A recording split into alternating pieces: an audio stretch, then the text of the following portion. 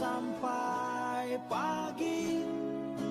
Tapi nanti bila ku pergi, tunggu aku di sini.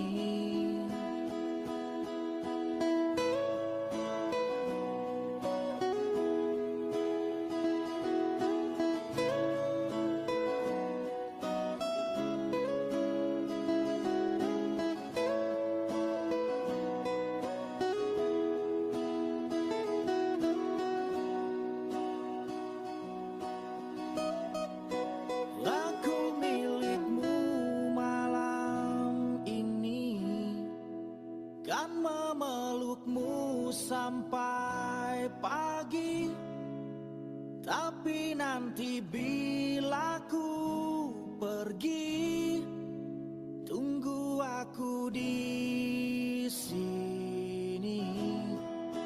Aku milikmu malam ini, kan memelukmu sampai pagi.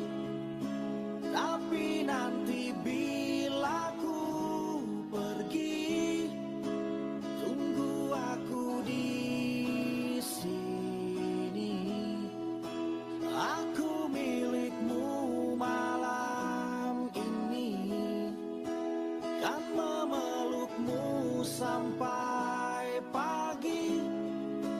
Tapi nanti bila ku pergi, tunggu aku di sini.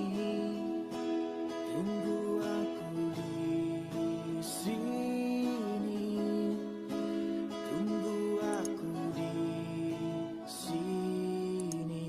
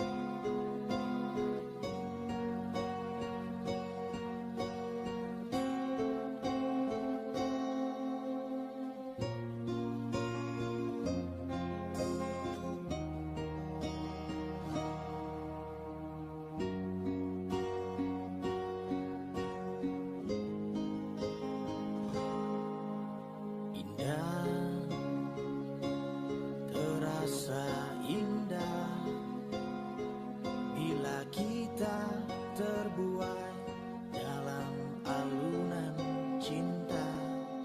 Sedapat mungkin terciptakan rasa keinginan saling memiliki. Namun bila semua dapat terwujud dalam satu ikatan cinta, tak semudah seperti yang pernah terbayang menyatukan perasaan kita. Tetaplah menjadi bintang di langit, agar cinta kita akan abadi. Biarlah sinarmu tetap menyinari alam ini, agar menjadi saksi cinta kita berdua.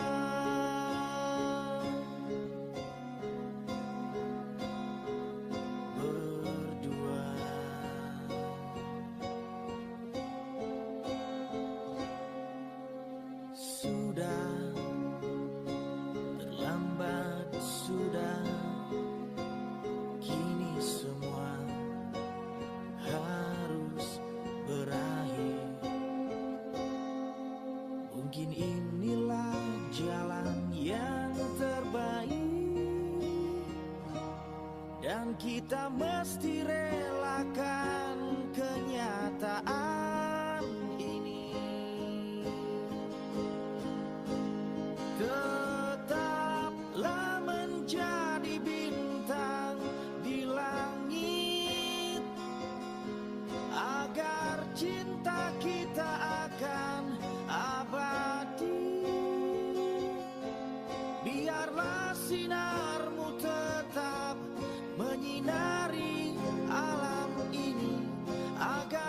menjadi saksi cinta kita berdua.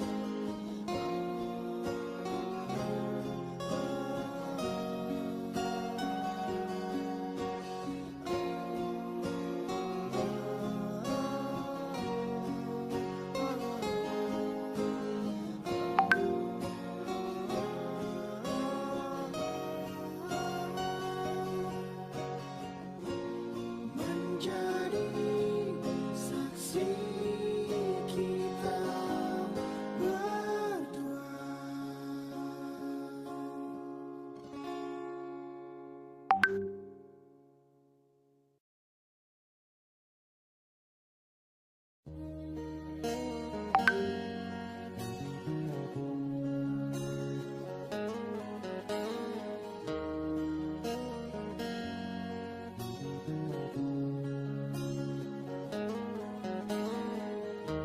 Tak bisa ku lupa saat-saat indah bersamamu.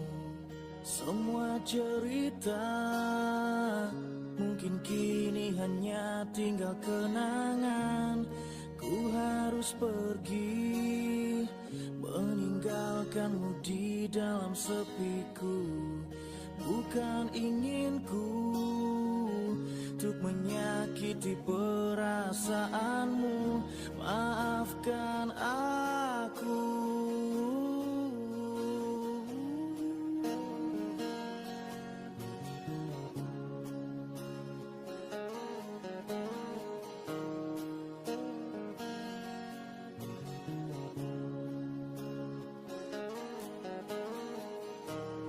Maafkan aku yang tak bisa menunggu hatimu. Lupakan saja diriku untuk selama-lamanya. Ku harus pergi meninggalkanmu di dalam sepiku. Bukan inginku untuk menyakiti perasaanmu. Maafkan aku. Tidurlah sayangku, mentari telah menunggu. Sambutlah pagi nanti dengan hati tersenyum. Bermimpilah cinta dengan segenap rasa. Kini tibalah saatnya kita harus berpisah.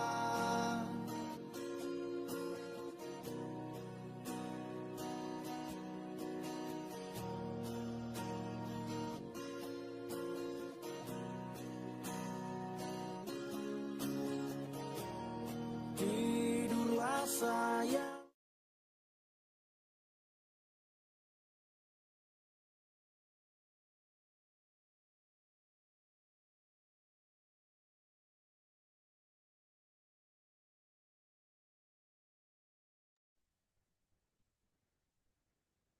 Baik, Bapak Ibu, selamat bergabung bagi Bapak Ibu sekalian. Terima kasih sudah bergabung pada kesempatan kita pada pagi hari ini.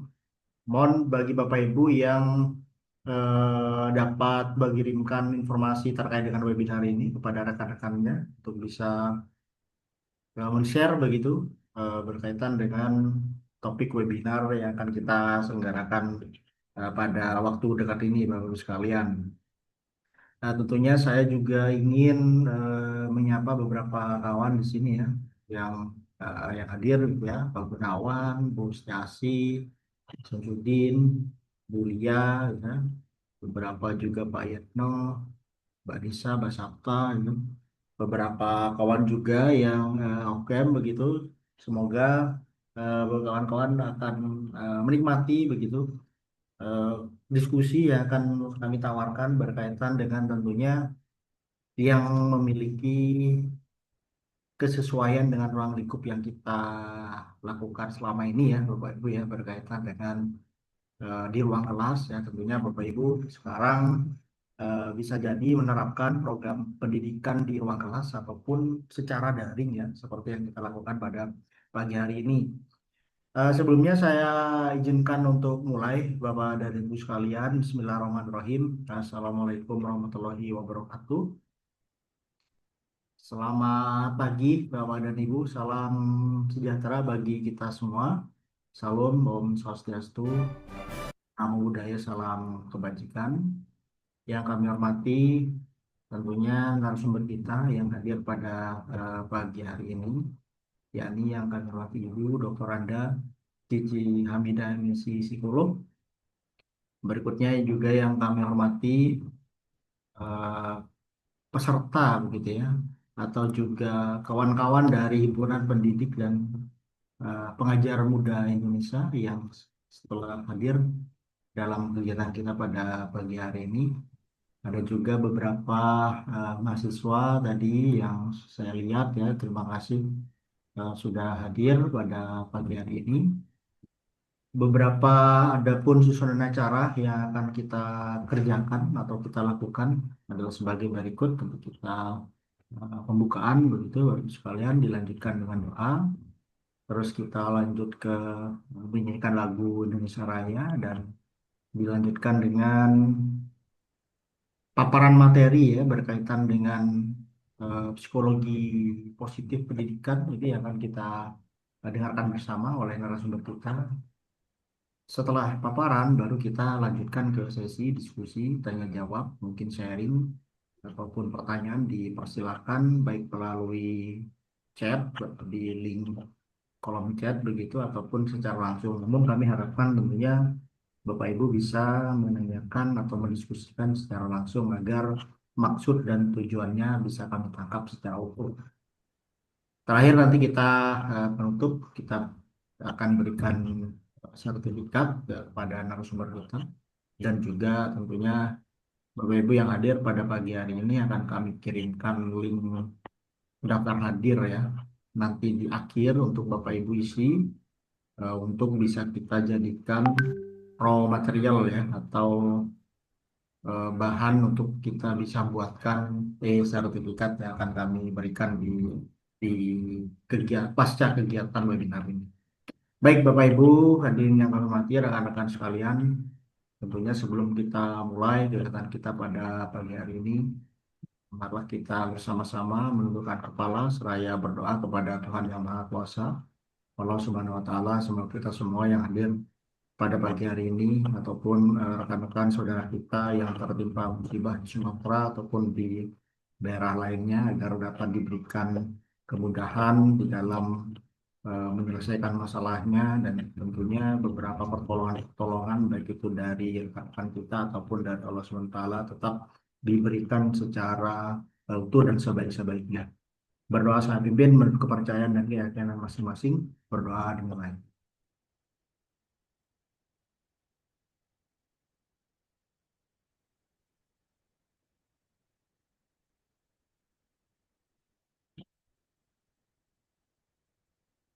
Berdoa selesai, terima kasih Bapak dan Ibu sekalian. Berikutnya kita bersama-sama Bapak Ibu untuk menyanyikan lagu kebangsaan kita, lagu tentunya kami harapkan Bapak Ibu untuk dalam posisi siap begitu ya, duduk siap gitu untuk menyanyikan bersama-sama lagu kebangsaan Indonesia Raya.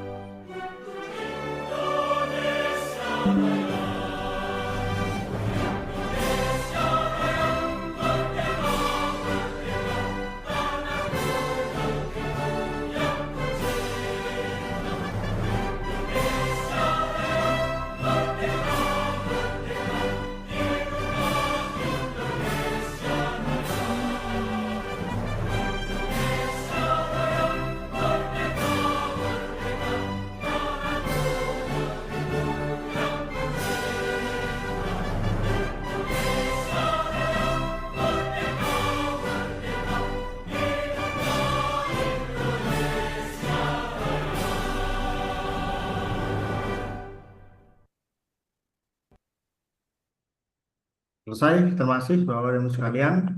Baik, pada kesempatan kita pagi hari ini, telah kita jalankan ya kegiatan pembukaan. Oleh karena itu, kita akan melanjutkan ke sesi paparan materi nanti yang akan disampaikan oleh narasumber kita. Namun sebelum kita mendengarkan bersama, begitu ya, berkaitan dengan topik yang akan disampaikan, saya ingin memberikan semacam prolog begitu Bapak Ibu sebelum kita mendengarkan secara mendalam berkaitan dengan psikologi positif ya di bidang lingkup pendidikan.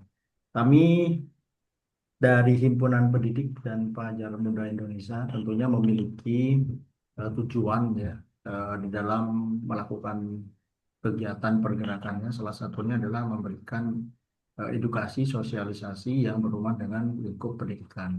Nah, salah satu kegiatan yang kita lakukan pada pagi hari ini memang sengaja saya angkat mengapa topiknya berkaitan dengan psikologi positif di bidang pendidikan. Nah, sebenarnya dalam bahasa yang lebih kita kenal ya dalam lingkup manajemen sumber daya manusia, psikologi positif ini bisa dikaitkan dengan well-being gitu ya, atau bagaimana kita memberikan rasa nyaman, aman di dalam lingkup yang kita kerjakan. Dalam hal ini adalah dunia pendidikan. Telah kita ketahui Bapak Ibu bahwa memang pasca COVID atau mungkin waktu COVID ya, pendidikan bergeser dari konvensional menuju ke digital dan kita sebagai pendidik rasa-rasanya ya, rasa-rasanya kehilangan keep in touch dengan dengan siswa kita atau dengan mahasiswa kita. Nah, padahal berkaitan dengan eh, ikatan emosional, keep in touch itu bisa kita dapati sewaktu kita melakukan kegiatan pelatihan pendidikan secara luring atau di dalam ruang kelas. Nah, mengapa penting kita bahas adanya well-being ataupun psikologi positif ya? Karena memang pada zamannya saat ini ya, kita dihadapkan dengan generasi yang mungkin ya, ada yang menyatakan ada yang rapuh, dan juga ada yang menyatakan butuh penguatan dan lain sebagainya. Nah, salah satu ikhtiar kita di dalam memberikan penguatan untuk generasi-generasi muda kita, yakni salah satunya adalah memberikan pelayanan ataupun rasa aman nyaman di dalam ruang kelas. Nah, untuk kita diskusikan secara lebih lanjut, kami memang sengaja menghubungi narasumber kita yang memang memiliki kompetensi di bidangnya, yakni Ibu Cici Hamidah. Ya, Assalamualaikum, selamat pagi Bu Cici. Waalaikumsalam, selamat pagi Mas Har. Baik, terima kasih Bu Cici sudah berkenan ya sharing knowledge dan juga pengalamannya berkaitan dengan psikologi positif ini. Beliau memang seorang psikolog Bapak dan Ibu dan saya rasa akan memberikan pemahaman yang lebih teoritis mungkin ataupun lebih praktis begitu berkaitan dengan psikologi positif itu. Selain beliau psikolog, beliau juga dosen juga Bapak Ibu sama seperti kita sebagai tenaga pendidik, namun beliau memiliki jam terbang yang cukup panjang ya. Beliau menjadi dosen hingga dari 1999 ya. Saya rasa ini pengalaman yang cukup matang di dalam bisa kita korek begitu best practice bagaimana beliau memberikan pelayanan ataupun memberikan rasa aman nyaman di dalam ruang kelas. Beliau saat ini juga selain psikolog, beliau dosen di Fakultas Psikologi di di UPI ya, di Universitas Persada Indonesia di Jakarta. Beliau juga selain dosen sebelumnya juga sebagai dekan di fakultas tersebut beberapa periode hingga tahun 2025 beliau memberikan estafet kepemimpinan kepada rekannya untuk memimpin Fakultas Psikologi di UPI. Selain itu, Bapak Ibu, beliau juga saat ini juga selain eh, dosen, beliau juga suka belajar, love life learner begitu ya. Beliau juga sedang berjuang untuk menamatkan program doktornya ya. Beliau adalah doktoral kandidasi di bidang lingkup psikologi. Oleh karena itu tepat saya mengundang beliau untuk mendiskusikan berkaitan dengan psikologi positif atau well-being di lingkungan pendidikan. Oleh karena itu, tanpa berlama-lama kami undang kepada Dr. Randa Ibu Cici Hamidah, MSc Psikolog, untuk bisa memberikan paparan materinya. Kepada Ibu Cici, kami persilakan. Baik, terima kasih Mas Hardika ya atas kepercayaannya kepada saya untuk sharing knowledge ya dan praktis ya kepada semua eh, anggota Himpunan Pendidik dan Pengajar Muda Indonesia. Saya juga sebagai anggota juga ya Mas Har ya. Tapi nggak tahu nih apakah saya cocok karena saya bukan pengajar muda lagi nih ya. Tapi mudah-mudahan nanti di himpunan ini muda tua kita saling berbagi pengalaman, berbagi informasi karena prinsip kita kan long life education ya, Mas Hadi ya. Jadi tidak ada kata terlambat untuk belajar ya. Saya juga sudah apa namanya beberapa tahun yang lalu mengikuti S3 walaupun sampai sekarang belum selesai ya. Jadi antara maju dan mundur atau stagnan ya. Tapi memang kebetulan aktivitas saya terlalu banyak ya. Baik, Bapak Ibu yang saya hormati, eh, selamat pagi semua. Assalamualaikum warahmatullahi wabarakatuh. Terima kasih kehadirannya ya untuk eh, sharing knowledge mungkin eh, walaupun kita semua pendidik, tapi saya yakin semua punya pengalaman yang berbeda-beda ya nanti kita bisa saling melengkapi. Kemudian saya juga dulu juga pernah menjadi guru ya karena memang walaupun saya psikolog tapi saya bilang I love teaching ya, saya I love teaching, saya senang mengajar ya entah itu di sekolah entah itu di fakultas. Kebetulan saya memang di apa ya dibutuhkan ya sebagai dosen dan yang terakhir itu saya memegang dosen di prodi pendidikan profesi psikologi. Jadi saya membawahi masih mahasiswa yang mau menjadi psikolog ya, jadi magang dan lain-lain itu dalam bimbingan saya. Nah, mungkin kenapa saya memilih school well-being ya. School itu tidak cuma berarti sekolah, ya, tapi juga kampus ya karena school itu berarti tempat eh, di mana siswa-siswa itu dididik ya. Mungkin formal atau non formal pun masuk. Mungkin izin saya eh, share ya Pak ya. Sudah saya bisa ya. Bisa Bu, ya. Ya, oke, terima kasih. Hmm.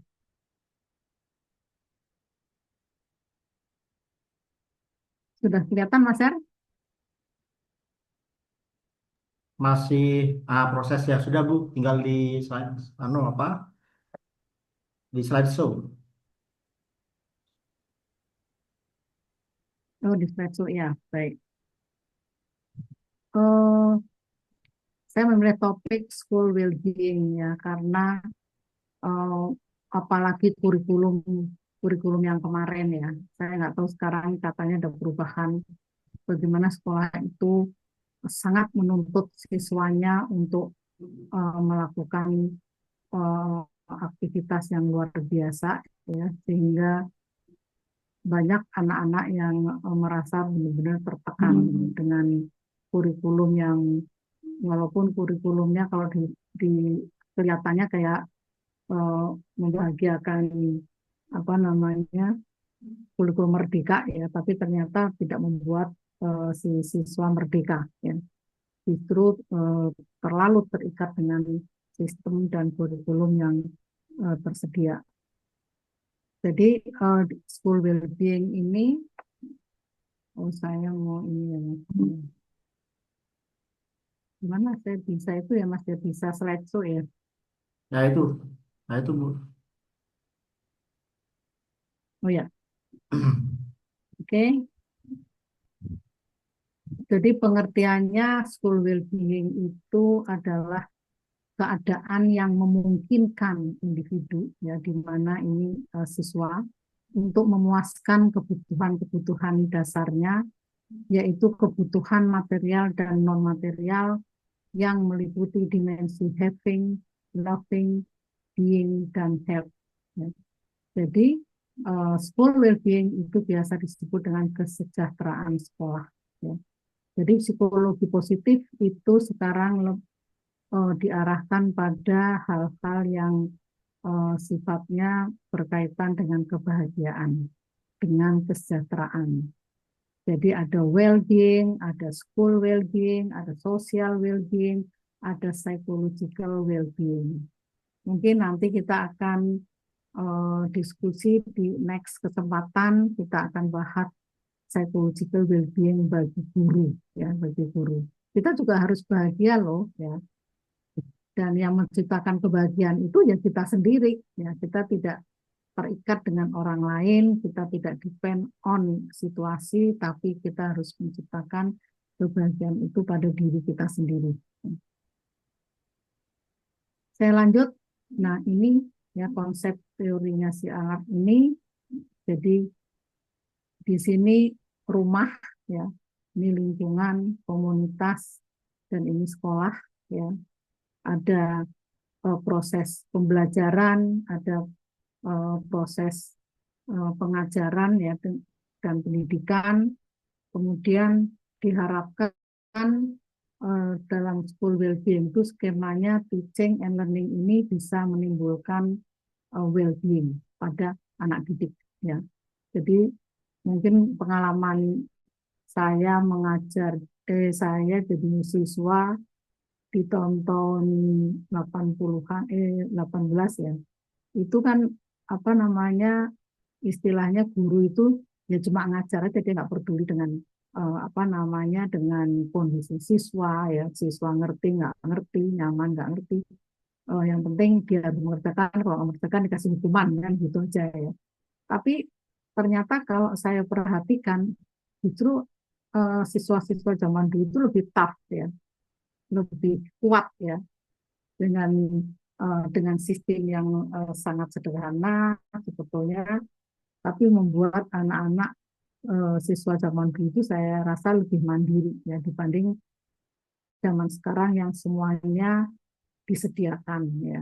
Jadi zaman dulu orang tua itu tidak seperti sekarang terlalu overprotective, bahkan ikut campur dalam pendidikan di sekolah, seolah-olah tidak sesuai, tidak cocok dengan gurunya, tidak setuju dengan apa yang diberikan oleh gurunya. Nah, itu yang akhirnya banyak menimbulkan permasalahan, ya. Nah, apa itu having, ya? Having adalah kondisi sekolah, ya. Kondisi sekolah atau having mencakup aspek material dan non material, meliputi lingkungan fisik, mata pelajaran dan jadwal, ya, sistem hukuman dan pelayanan di sekolah. Itu having. Jadi sesuatu yang ada di dalam sistem sekolah itu, ya. Nah, apa itu loving, ya? Loving adalah hubungan sosial, ya,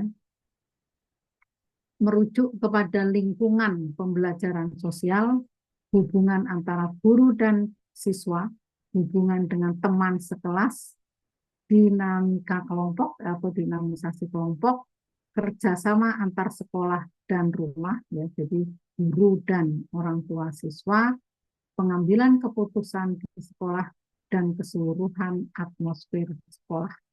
Itu loving, ya. Kemudian being. Being merupakan terdapatnya penghormatan terhadap setiap individu sebagai seseorang yang bernilai di dalam masyarakat. Dalam konteks sekolah, being dilihat sebagai cara sekolah memberikan kesempatan siswa untuk mendapatkan pemenuhan diri.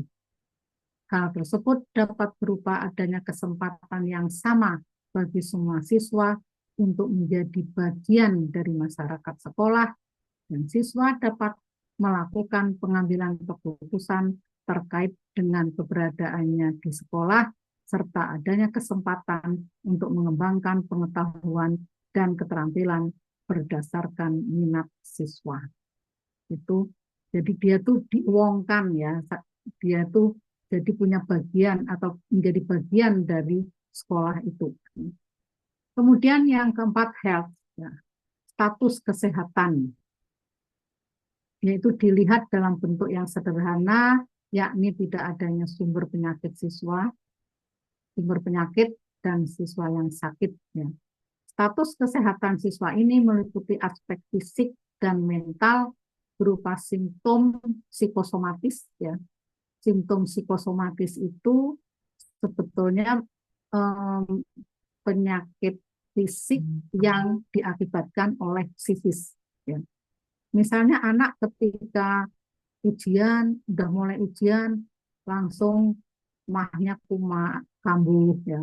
Langsung rasanya badan gatal-gatal, kemudian pusing. Nah itu penyebabnya sebetulnya bukan fisik, ya, bukan dia gatal-gatal karena terjangkit apa, tapi itu yang namanya psikosomatis. Jadi gejala-gejala fisik yang diakibatkan oleh psikologis.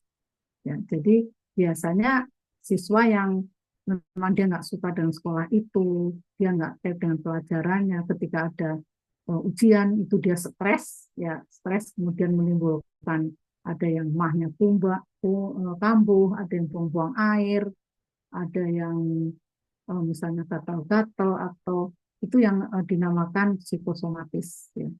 Atau mungkin penyakit kronis, ya, penyakit ringan seperti flu dan penghayatan akan keadaan diri atau illnesses. Kayaknya badan saya nggak enak, padahal mungkin ya nggak masalah, nggak ada apa-apa kalau diperiksa. Tapi ketika menghadapi masalah di sekolah, itu kesehatannya bukan cuma kesehatan fisik, ya, tapi itu juga yang namanya psikosomatis itu kesehatan psikis, ya. Jadi dia merasa nggak enak badan, padahal nggak ada masalah, hanya karena dia kepikiran takut atau cemas terhadap ujian. Dan itu saya rasa kita semua pernah mengalaminya pada saat kita sekolah zaman dulu. Ya.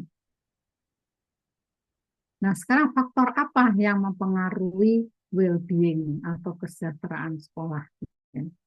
Faktor-faktor yang mempengaruhi kesejahteraan sekolah berdasarkan pada faktor yang mempengaruhi well-being dari Keyes dan Waterman. Ini adalah ahli psikologi yang banyak melakukan penelitian tentang well-being, ya.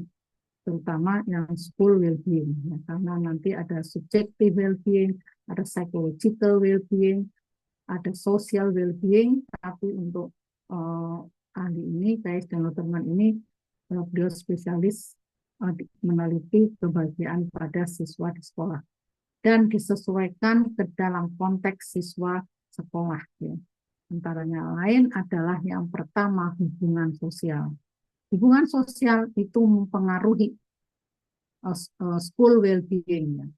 Hubungan yang dekat dengan keluarga, teman, atau significant others, ya. Significant others itu orang-orang yang punya arti, punya makna, ya, sangat penting bagi kebahagiaan dan kebermanaan dalam hidup, ya. Makanya kadang-kadang di sekolah itu kadang-kadang kenapa Anda masuk sini? Ada referensi dari, iya soalnya temennya, sahabatnya juga masuk sini. Jadi dia ingin bergabung dengan temennya sehingga dia memilih sekolah yang sama. Ya. Kemudian hubungan sosial di sekolah dan di rumah yang dimiliki remaja, ya, atau siswa itu juga mempengaruhi well-being yang dimiliki oleh remaja. Ini terutama untuk mulai SMP, SMA. Ya. Jadi hubungan sosial di sekolah dan di rumah yang dimiliki remaja itu juga mempengaruhi well-being yang dimiliki oleh remaja di sekolah. Jadi artinya mempengaruhi school well-being. Ya. Nah, yang kedua adalah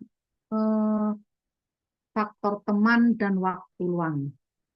Individu yang mendapatkan dukungan dari teman akan lebih merasakan kebahagiaan.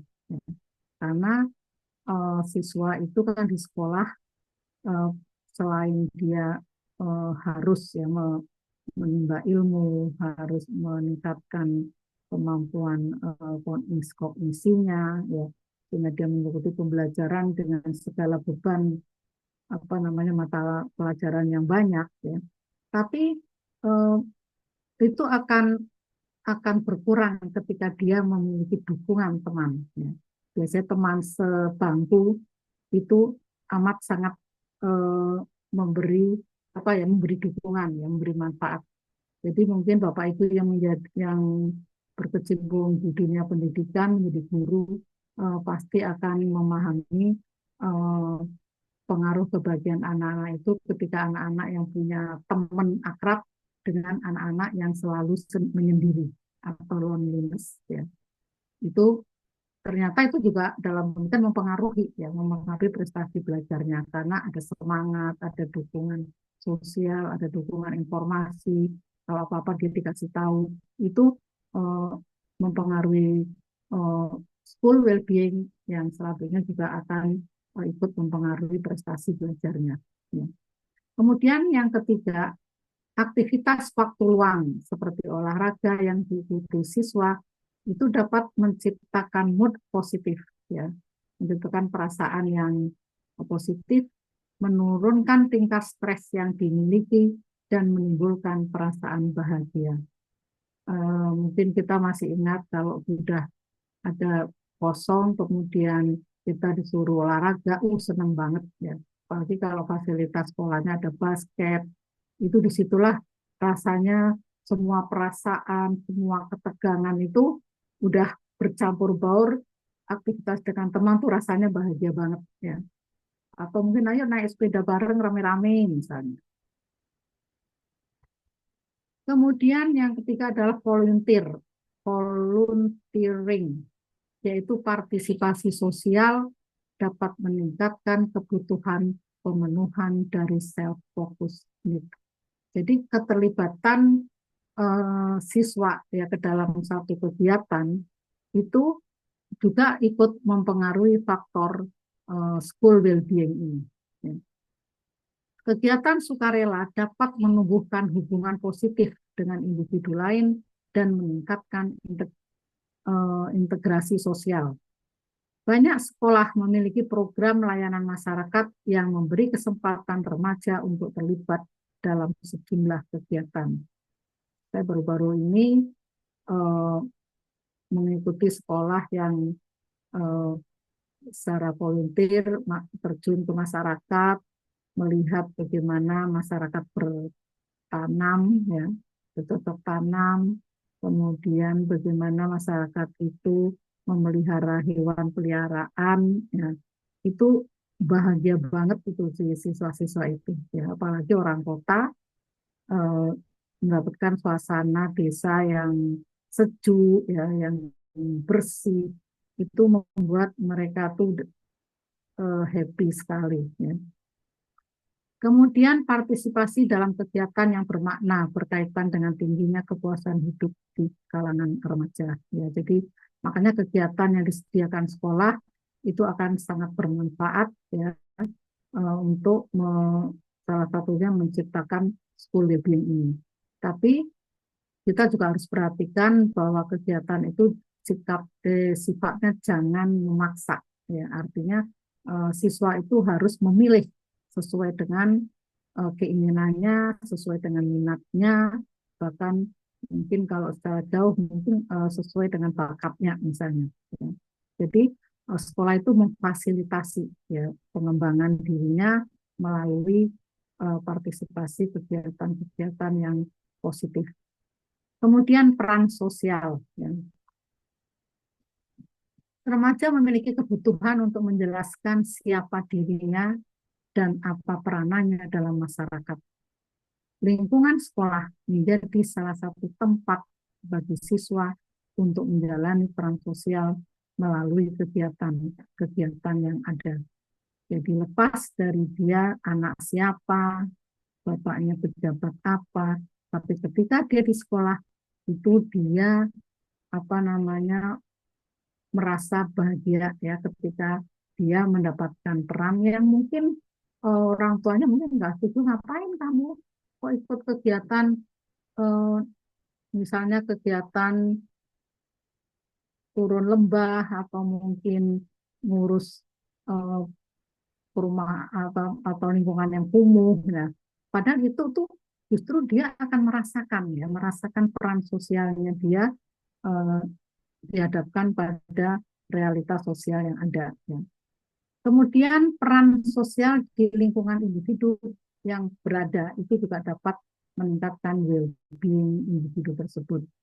Jadi peran sosial di lingkungan individu itu di mana eh, tinggal, ya, misalnya ada kegiatan RT RW, kemudian misalnya entah olahraga, entah kesenian, itu juga ikut berperan dalam meningkatkan well-being.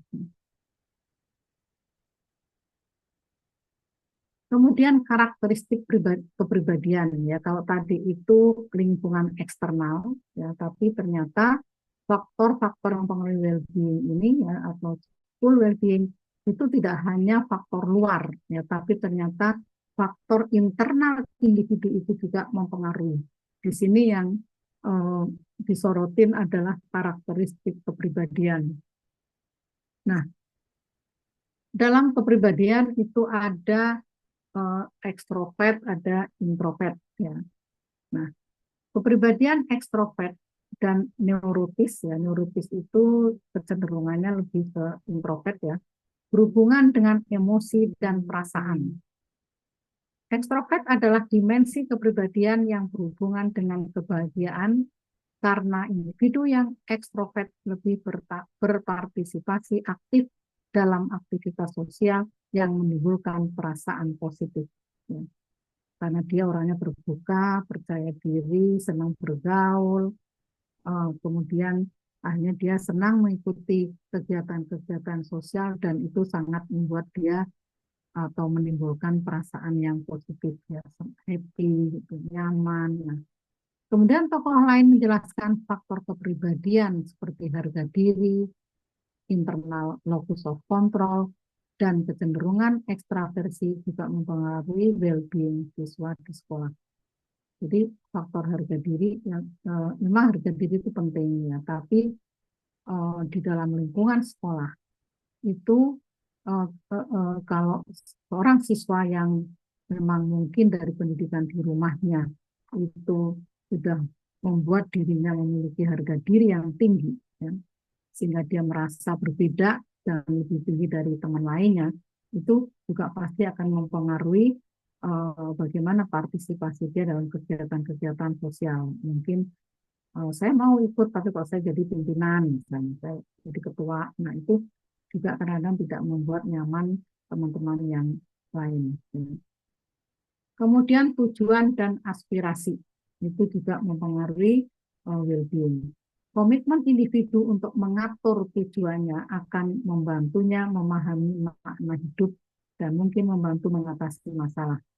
Kesuksesan untuk mencapai tujuan dan aspirasi yang dimiliki itu juga meningkatkan well-being individu.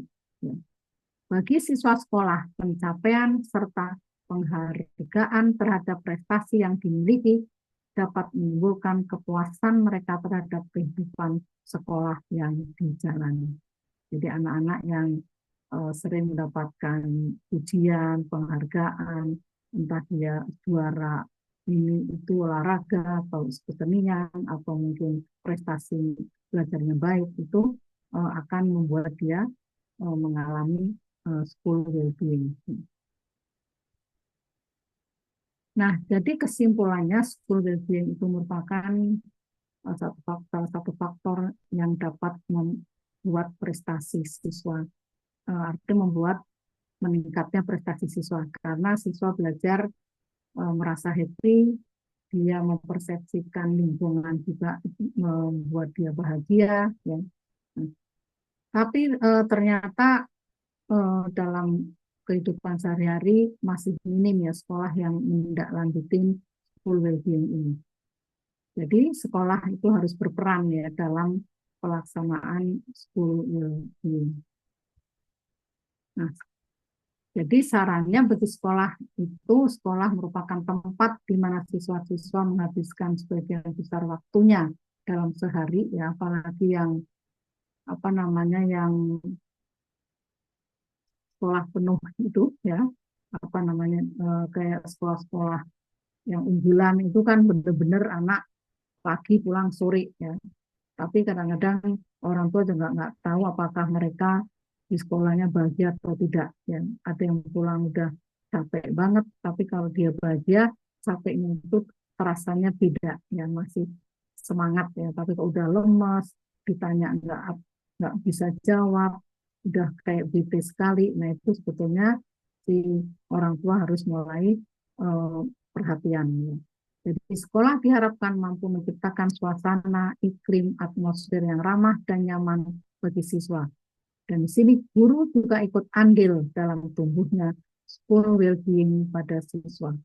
Dan bagi siswa diharapkan itu bisa memiliki tujuan yang realistik dan berusaha untuk mencapai tujuannya agar meningkatkan kepuasan terhadap sekolah.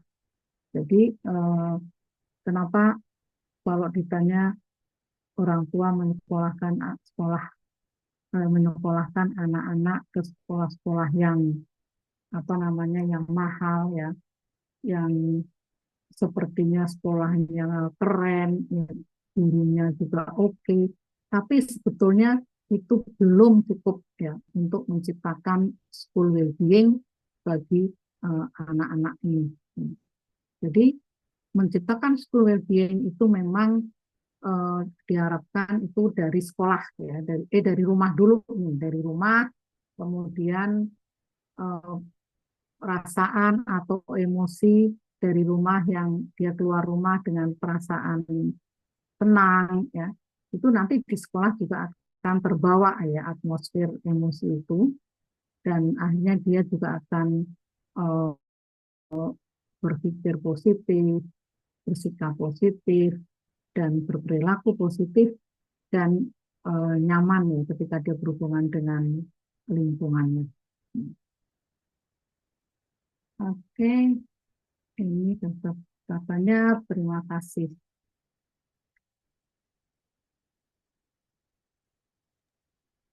Baik, terima kasih Bu. Mungkin itu Mas Adika nanti bisa didiskusikan, ya, Siap. atau mungkin ada yang mau menambahkan, ya. Ya, baik. Atau luar terima kasih Bu Cici, materinya sangat menarik. Jadi ternyata berbeda ya berkaitan dengan school well-being itu kan untuk siswa ya Bu ya. Ternyata kita selaku pendidik Ya, yang penting juga psychological berperan, being ya, ya. peran juga ya. Tadi juga disinggung juga ternyata ada juga social well-being. Nah, perlu mungkin Mm-mm. beberapa waktu Mm-mm. Mas Har, mengkaji yang Mas Adika, mohon ya. maaf, kayaknya ini ada materi yang kurang nih, Mas Har. Oh ya, monggo silakan Bu. Ya, saya stop share, ya. Siap dilanjutkan ya. Mm-mm. Ini perlu, sorry.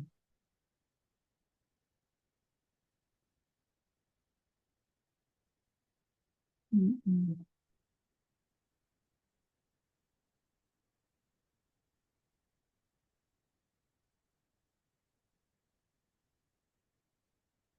Hmm.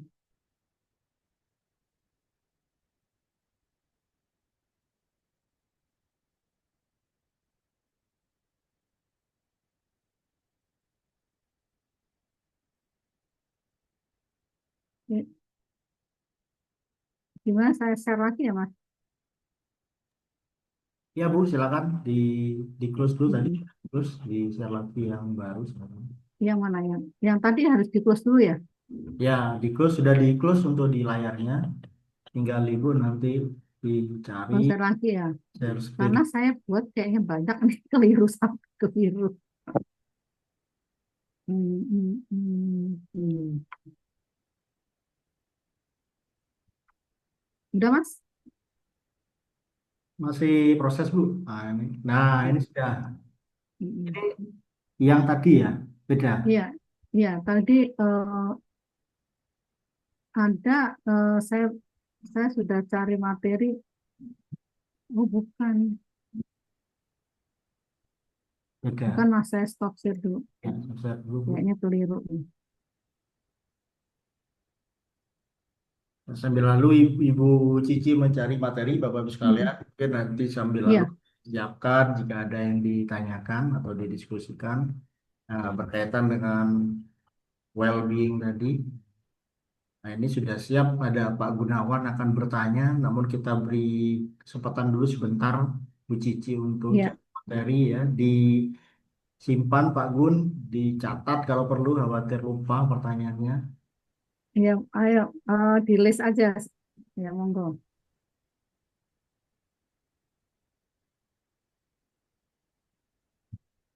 Nah, ini nggak ada.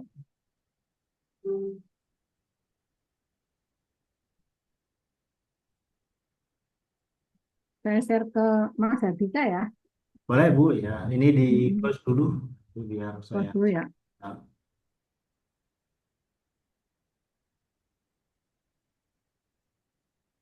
Sebagai informasi juga Bapak Ibu, untuk daftar hadir sudah kami share ya di chat ya. Sambil lalu Bapak Ibu mengisikan daftar hadir tersebut, diisi secara jelas ya, terutama nama ya. Kami sering mendapati rekan-rekan itu namanya apa namanya mengeluh namanya kurang Salah sesuai. nama. Ya, Mm-mm. padahal yang isi bukan kita kan gitu. Kita tinggal tarik aja kan, oleh karena itu namanya diperhatikan ya.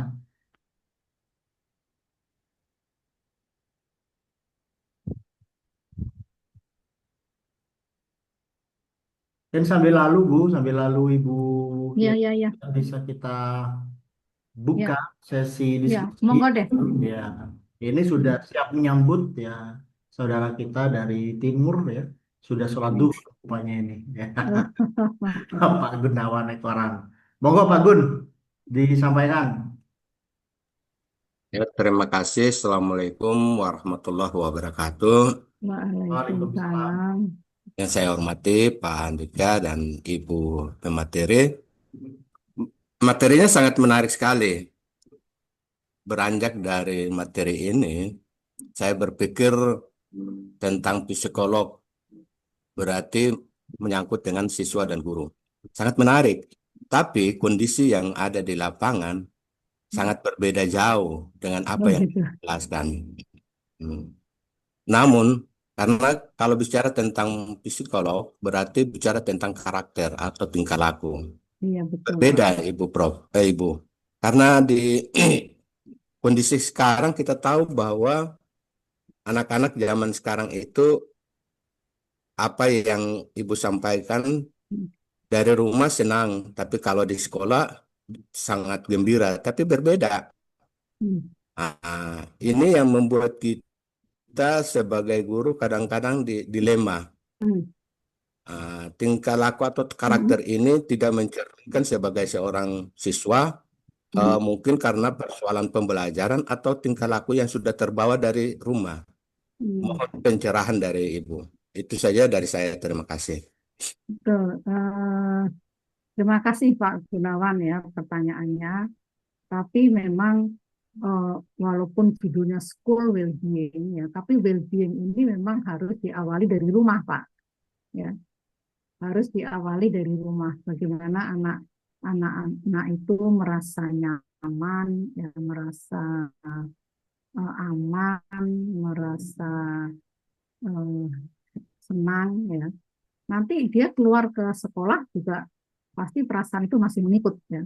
Tapi eh, eh, di lapangan memang berbeda Pak. Saya sebagai konselor saya sering apa namanya mendapatkan permasalahan orang tua ya yang terhadap anaknya yang terlalu ideal ya. Jadi orang tua itu banyak yang memiliki harapan yang terlalu tinggi terhadap anaknya sehingga anaknya di rumah pun sudah stres Pak, apalagi di sekolah. Baru pulang baru bangun tidur eh, istilahnya masih ngantuk-ngantuk, pertama disuruh mandi oke lah.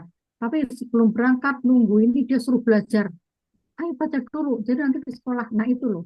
Jadi dia nggak bisa merasakan kenyamanan di sekolah ya, menikmati suasana, dia bisa tenang.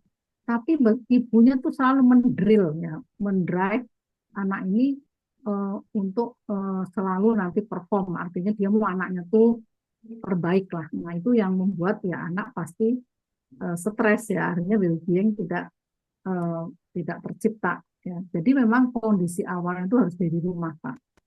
Cuma tadi faktor-faktor yang mempengaruhi kan di antaranya adalah sosial. Ada anak-anak yang ketika di sekolah happy sekali, ya.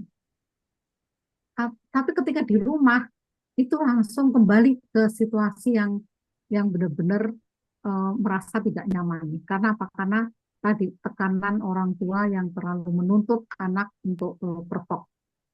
Baru sekolah sebentar disuruh, oh nanti bentar lagi gurunya datang ya, guru les, nanti malam guru mengaji, nanti ada aja ya. Memang itu sebetulnya untuk kognitif mungkin eh, baik ya, artinya bisa meningkatkan kognitifnya, tapi kadang-kadang orang tua juga tidak memikirkan kebahagiaan psikologisnya ya, apakah dengan tekanan-tekanan pembelajaran yang di sekolah sudah pusing, di rumah disuruh les, dia masih mau istirahat, gurunya udah datang. Nah itu juga ikut mempengaruhi kebahagiaan apa namanya anak.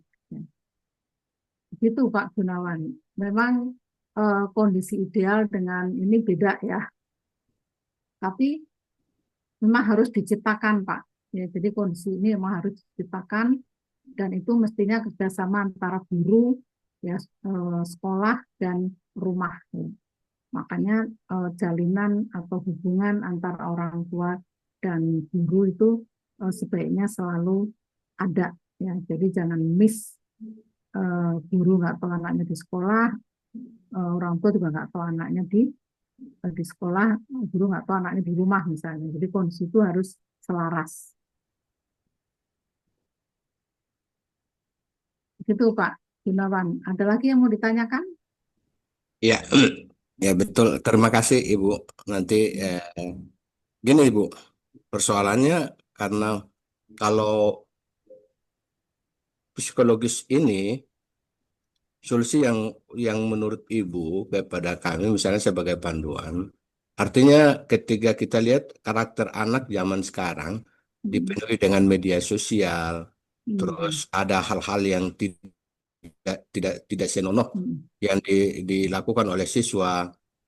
Nah, ketika kita memberikan teguran atau memberikan salah satu panggilan kepada orang tua untuk bagaimana sama-sama membina atau memberikan satu eh, solusi yang tepat bagi anak untuk belajar. Namun kadang-kadang juga itu orang tua kalau di Indonesia Timur ya Ibu, mohon izin. Ya. Indonesia Timur itu kadang-kadang kita tegur hari ini, besok udah mulai lakukan lagi. Ini berbeda Ibu. Karena kadang-kadang kita di Indonesia Timur ini hari ini berapa menit kemudian udah berubah. Justru itu fisiologisnya kadang-kadang kita ragu apa yang mau kita terapkan bagi anak ini. Kadang-kadang jadi bingung juga.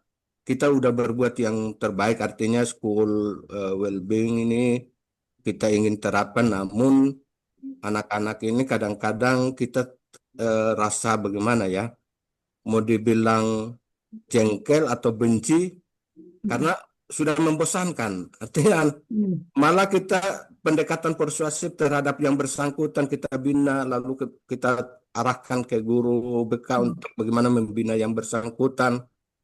Kadang-kadang masa cuek itu anak. Ini yang jadi masalah. Lalu tips apa yang bisa kita tangguhkan untuk anak ini? Anak-anak yang seperti ini. Mungkin seperti itu, Ibu. Baik, terima kasih Pak Gunawan. Jadi anak-anak ini kan punya tipe yang macam-macam ya Pak. Nah, mungkin kalau di psikologi itu kita lihat tipe kepribadiannya. Ada anak yang periang, yang percaya diri, mudah bersosialisasi, komunikasinya oke. Itu anak-anak yang ekstrovert ya. Nah, sebetulnya ekstrovert introvert itu juga tidak pure ya. Di antara ekstrovertnya pasti ada hal-hal yang masih introvert, di antara introvertnya yang dominan tapi dia ada ekstrovertnya ya, karena itu seperti apa ya, tunjang gitu. Nah, kemudian memang guru ya idealnya ya memahamin tadi tipe kepribadian anaknya. Mungkin tidak perlu yang psikologis banget ya Pak, tapi dari perilakunya. Ya. Jadi kan psikologi itu kan sebetulnya ilmu yang bisa diterapkan sehari-hari. Ya. Jadi mungkin guru nggak usah belajar psikologi pun guru paham tentang sifat karakter kepribadian siswa. Ya.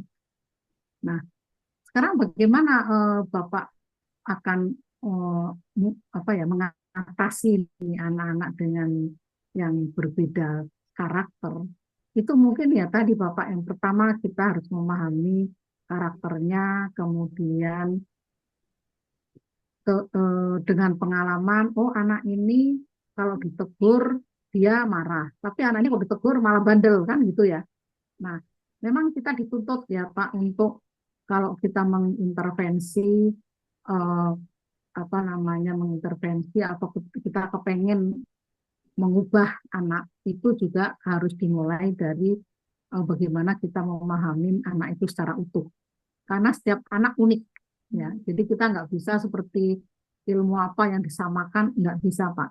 Ya. Karena kebahagiaan pun itu juga sifatnya subjektif, ya, relatif. Artinya kondisi tertentu menjadikan anak bahagia, tapi bisa jadi kondisi yang sama tidak membuat anak orang lain tidak bahagia. Tapi mungkin Bapak yang jelas itu dengan observasi hari-hari, ya. Ya, dengan observasi. Observasi itu sebetulnya ilmu psikologi, Pak. Ya, itu metode psikologi. Observasi itu. Oh, anak ini kalau saya beginiin kok jadinya begitu ya.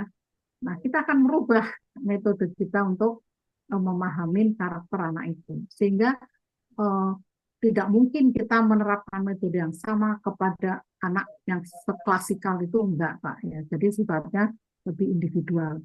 Dan saya yakin biasanya guru kelas itu paham banget ya dengan anak-anak ini karena beliau tuh hidup lebih lama bahkan bergaul dengan anak itu dibanding orang tuanya yang di rumah. Mungkin ada orang tua yang sibuk, ketemu anak 2 jam, anak udah tidur. Pagi udah jalan lagi. Jadi guru kelas itu biasanya ya orang yang paling paham bahkan ya kepribadian anaknya, anak didiknya maksud saya. Jadi nanti akan dicarikan jalan atau cara yang paling pas buat anak itu, karena memang sifatnya dalam penanganan anak itu harus individual, ya tidak bisa digeneralisasikan. Itu mungkin Pak Gunawan ya. Oke, terima kasih Bu. Baik, ada lagi yang mau ditanyakan? Bu Cici, iya ngapunten sebelum kita lanjut pertanyaan diskusi, apakah apakah saya bantu menampilkan slide Iya, yang iya, disampaikan mungkin sama Bu iya, Cici? iya, Pak. Ini saya cek beberapa sama Bu, cuma Iya, yang yang di bawah-bawah itu yang dampak, Pak. Nah, sini, ya, enggak silakan terus, terus ya. ya terus, Pak. Nah, ini dampak lagi. Oke, Soalnya monggo ini sebelumnya, Pak. sebelumnya ya. Nah, dampak psikologi, dampak school well-being pada anak-anak. Nah, ini mungkin tadi pertanyaan Bapak nih. Jadi, sebetulnya menciptakan school well-being di sekolah itu tidak mutlak harus apa namanya tanggung jawab guru, ya. Karena anak ini kan berawal dari rumah, ya. Dari rumah itu kemudian masuk di lingkup sekolah itu dua situasi yang saling berkaitan. Ya. Walaupun kadang-kadang di sekolah murung, tapi di di rumah happy, tapi ada yang sebaliknya. Ya. Nah, jika school well-being tinggi, ya ini dalam penelitian ternyata menimbulkan motivasi belajar yang meningkat. Ya. Karena apa? Karena ketika anak bahagia, merasa nyaman, merasa aman di sekolah ya, bahkan hubungan yang dekat dengan guru ya, dengan para guru, eh, terutama mungkin guru kelas ya kalau untuk anak SD, itu ternyata sangat mempengaruhi motivasi belajar ya. Bahkan ada anak yang nggak mau sekolah, ketika diajak orang tuanya untuk tidak masuk sekolah, juga nanti saya nggak ketemu sama bu guru gitu loh. Saya nanti nggak ketemu sama temannya si Anu gitu. Kemudian juga bisa meningkatkan prestasi akademik ya, yang lebih baik. Kemudian eh, perilakunya juga lebih positif, dan tentu saja yang terakhir adalah kesehatan mentalnya akan lebih baik. Ya. Sementara yang sebaliknya, ya, jika school well-being-nya rendah, maka biasanya anak akan mengalami stres akademik. Stres akademik itu adalah tekanan-tekanan yang membuat perasaannya tidak nyaman karena sebab yang ditimbulkan dari situasi sekolah, entah hubungan dengan guru, entah hubungan dengan siswa, entah hubungan dengan apa namanya, dengan lingkungan yang misalnya lingkungan yang pengap, ya, misalnya kemudian kotor, ya, dan misalnya kamar mandi yang tidak bersih. Nah, itu lingkungan itu juga kadang-kadang bisa juga yang mempengaruhi dia merasa tidak well-being. Kemudian juga akan menimbulkan bolos ya, karena anak tidak nyaman di sekolah, maka dia akan membolos atau lari dari lingkungan yang membuat dia tidak nyaman. Kemudian juga akan menimbulkan masalah emosi dan perilaku ya.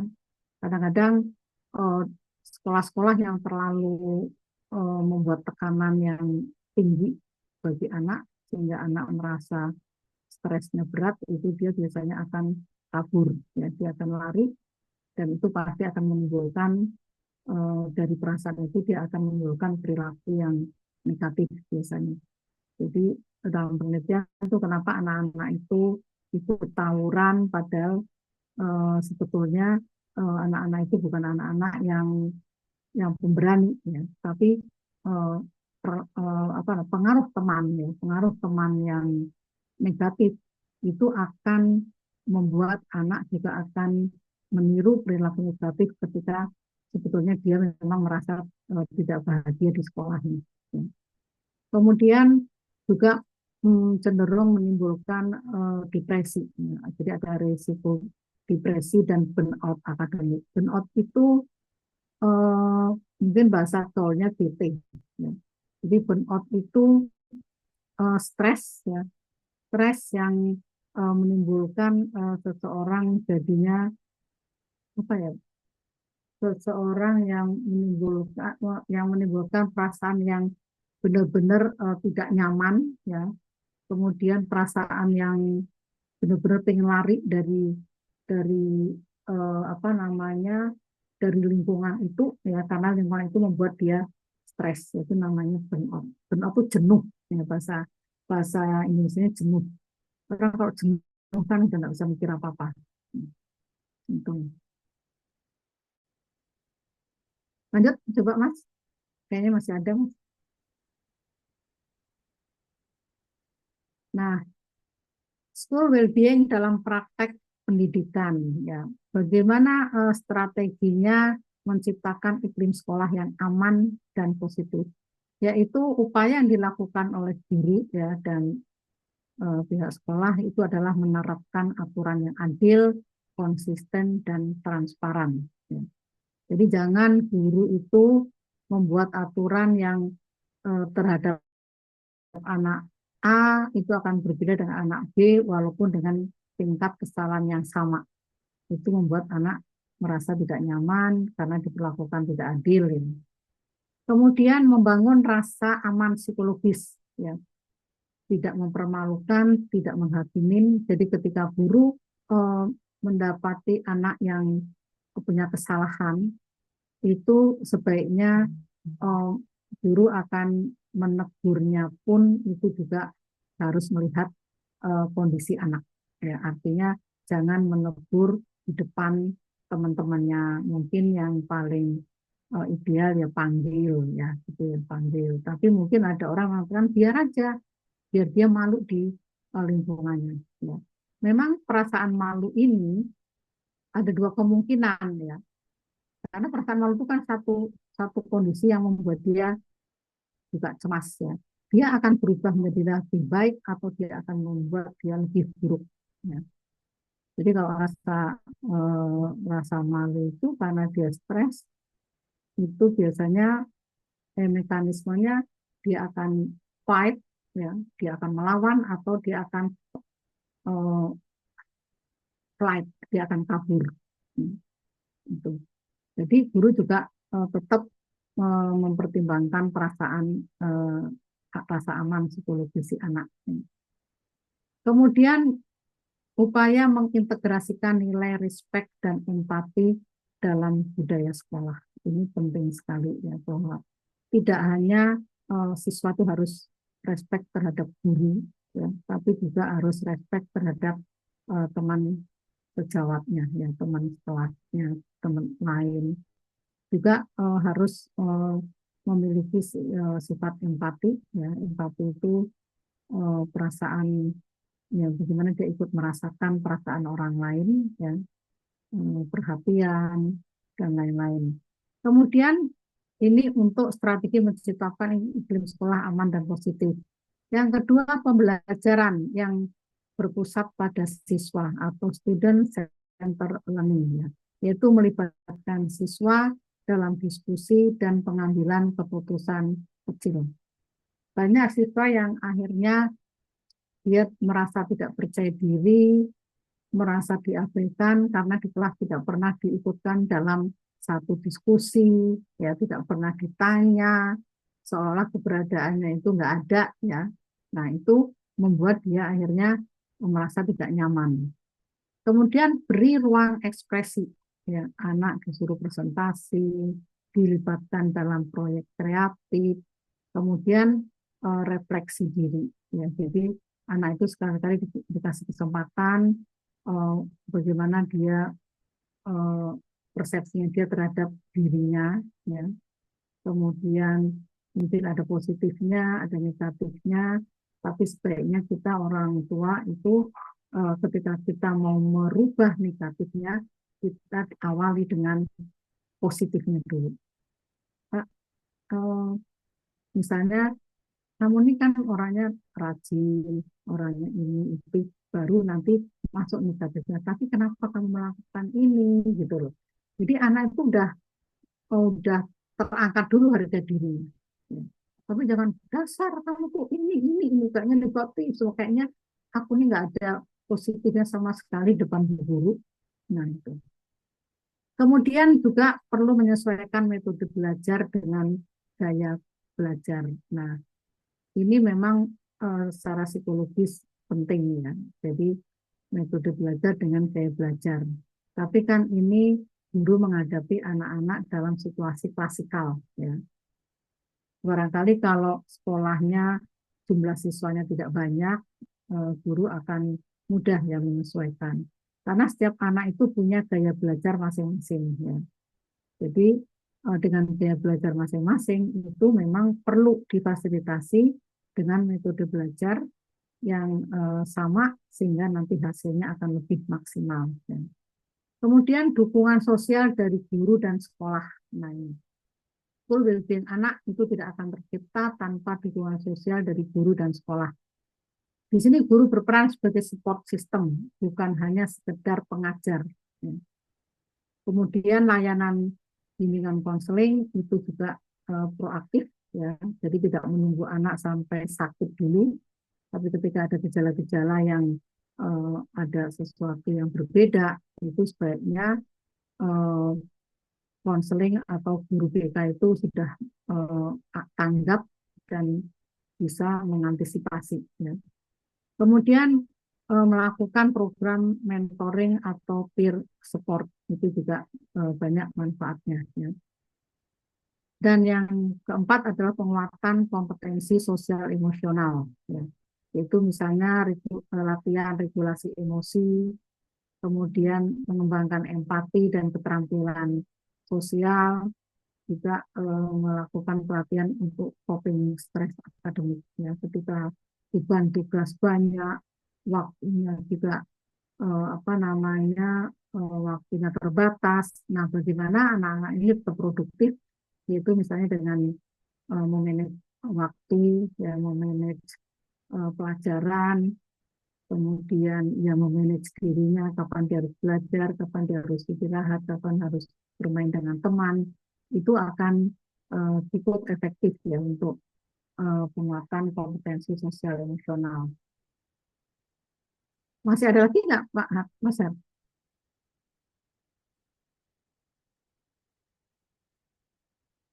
Nah, sekarang karena ini era digital ya, yaitu bagaimana meningkatkan school well-being di era digital. Strateginya adalah melakukan literasi digital dan kesehatan mental digital, yaitu upayanya mengedukasi penggunaan media sosial yang sehat, ya. Kesadaran akan digital stres, comparison, dan cyberbullying. Memang digital ini seperti dua pisau ya, yang dua-duanya setiap ujungnya itu ya ada positifnya ada negatifnya ya. Jadi kita harus benar-benar aware ya, karena dengan lewat digital ini ternyata banyak menimbulkan perilaku-perilaku penyimpangan psikologis ya, ada cyberbullying ya, ada cyberloving ya, ada comparison. Sebetulnya dia tadinya nyaman dengan dirinya, tapi ketika dia bandingin orang lain di media sosial, kok saya nggak bisa begitu ya. Nah, akhirnya dia yang tadinya dia nyaman dengan dirinya, akhirnya dia karena membandingkan orang lain, maka dia merasa banyak kekurangan dan akhirnya menimbulkan stres. Kemudian strategi dengan pemanfaatan teknologi secara seimbang. Ya.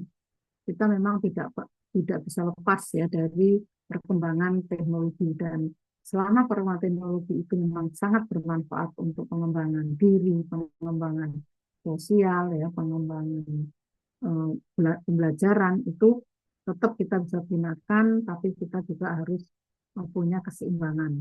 Itu dengan cara apa? Penggunaan teknologi sebagai alat pendukung, ya. Kemudian kombinasi online offline learning, ya. Ternyata online learning itu menurut penelitian tuh dia lebih efektif ya ketika memang si siswa itu punya kesadaran pribadi, punya kebutuhan bahwa dia harus belajar. Tapi untuk anak-anak pendidikan sekolah itu biasanya online aja itu tidak efektif. Ya.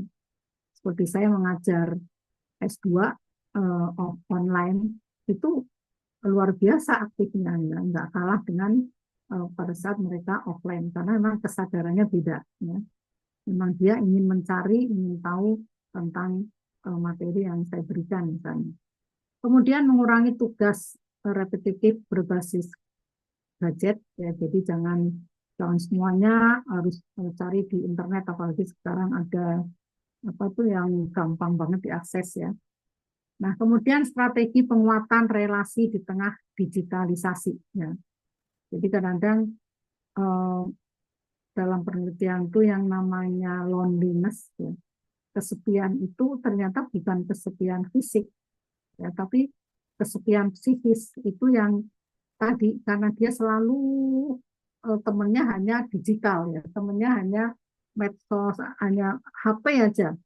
Ternyata itu bisa menimbulkan itu tadi ya. Jadi harus upayanya harus melakukan aktivitas kolaboratif. Jadi anak itu diberi kegiatan, kemudian kegiatan yang melibatkan banyak orang ya. Kemudian melakukan diskusi reflektif, bukan hanya tugas online, jadi ada diskusi secara dua arah gitulah ya. Kemudian kehadiran guru secara emosional. Ya. Jadi guru tiap hari hadir, tapi tidak semua guru bisa memberikan kehadiran di diri siswa itu secara emosional. Kemudian strategi peran guru dan orang tua. Nah, ini peran guru dan orang tua itu tidak bisa dipisahkan ya. Dalam pendidikan dua-duanya itu berperan penting, yaitu sinkronisasi pengawasan digital. Kalau di sekolah sudah ada aturan, maka aturan itu juga harus diterapkan di rumah. Kemudian komunikasi terbuka serta modeling perilaku digital yang sehat. Ya, jadi memang digital ini tidak semuanya negatif, tapi kita bisa sosialisasikan hal-hal yang positif. Ya. Masih ada, Mas? Ah, ini school Terakhir. well-being oh ya, school well-being merupakan faktor penting yang berkontribusi terhadap prestasi siswa. Siswa yang merasa aman, nyaman, dan memiliki relasi positif di sekolah cenderung menunjukkan motivasi belajar, keterlibatan pembelajaran, serta regulasi emosi yang lebih baik, sehingga mampu mengoptimalkan potensi akademik dan non-akademik. Namun implementasi school well-being di sekolah masih terbatas karena fokus yang dominan pada capaian akademik. Ya. Istilah guru kadang-kadang bebannya jadi bertambah ya. Oleh karena itu, sekolah memiliki peran strategis dalam mengintegrasikan school well-being melalui kebijakan, praktik pembelajaran, dan budaya sekolah yang sportif serta berorientasi pada kesejahteraan siswa. Mungkin itu Pak tambahannya ya. Nanti yang di-share boleh yang terakhir tadi ya, yang lebih lengkap. Baik, Matur Bu Cici atas penjelasan tambahannya. Kita lanjutkan kembali Bu untuk sesi diskusi. Tadi sempat ada yang raise hand sebenarnya. Eh, Monggo Bapak jika ada ingin disampaikan. Tadi Pak Rudi ya. Siapa ya tadi yang raise hand ya? Pak Rudi mungkin kali ya. Atau Saya Pak monggo Sembah. siapa yang mau menambahkan ya tentang school well-being di sekolahnya, apa yang sudah dilakukan, kemudian perubahan apa yang terjadi ya, atau mungkin ada yang mengalami permasalahan menciptakan school well-being, tapi mungkin kerjasama dengan orang tua siswa itu tidak efektif misalnya. Ya baik, Bu Cici sebenarnya di chat ada Bu. Nah Oh, sebelum ada kita ya? ada yang ingin ditanyakan secara langsung, coba saya bacakan di chat dari Pak Hmm. Ade Ari Gumilar. Izin bertanya bagaimana integrasi psikologi positif dengan kurikulum di Hmm. sekolah, kurikulum di sekolah. Sejauh mana psikologi positif ini meningkatkan kualitas pendidikan? Jadi pertanyaan pertama ini hubungannya Bu atau integrasi terkait dengan well-being ini dengan Hmm. kurikulum. Terus yang kedua signifikansinya bagaimana untuk Hmm. kualitas pendidikan Indonesia? Baik, terima kasih pertanyaannya. Tapi memang dalam penyusunan kurikulum itu kan yang setahu saya juga sudah disesuaikan ya dengan kondisi siswa ya. Ya, artinya melibatkan guru, melibatkan orang tua, pendidik dan lain-lain ya. Tapi saya juga nggak tahu perkembangannya nih Pak, apakah kurikulum yang sekarang ini itu memperhatikan kesejahteraan siswa. Mungkin ada peserta lain yang lebih menguasai. Ya mungkin silakan Bapak Ibu bisa Mm-mm. berikan insight kepada kami, Mm. terutama kurikulum di sekolah ya. Ya. Maka eh, platform well-being ya kesejahteraan Mm-mm. siswa ini dimasukkan ke dalam kurikulum. Mungkin Bapak Ibu yang aktif di pendidikan Dikdasmen Ya, nih, paham ini. saya silakan Pak memberikan masukan nih tambahan informasi ya yang praktisi di apa namanya di dunia pendidikan ya. Memang kalau saya apa hubungkan dengan Ibu Cici tadi seharusnya Mm-mm. apapun jenjangnya di kurikulum itu pasti akan menyinggung ya, menyinggung Ya. kesehatan terutama penerima jasa ya. Dalam hal ini adalah siswa dan juga mungkin nanti kaitannya dengan stakeholder orang tua begitu. Saya rasa Mm. well-being ini akan pasti ada ya Bu ya di dalam kurikulum ya, baik baik itu di Dasmen ataupun di pendidikan tinggi. Iya. tidak hanya siswa, mungkin kesejahteraan juga menyinggung terkait dengan baik itu SDM guru dan juga di organisasinya berkaitan Hmm. dengan kesejahteraan.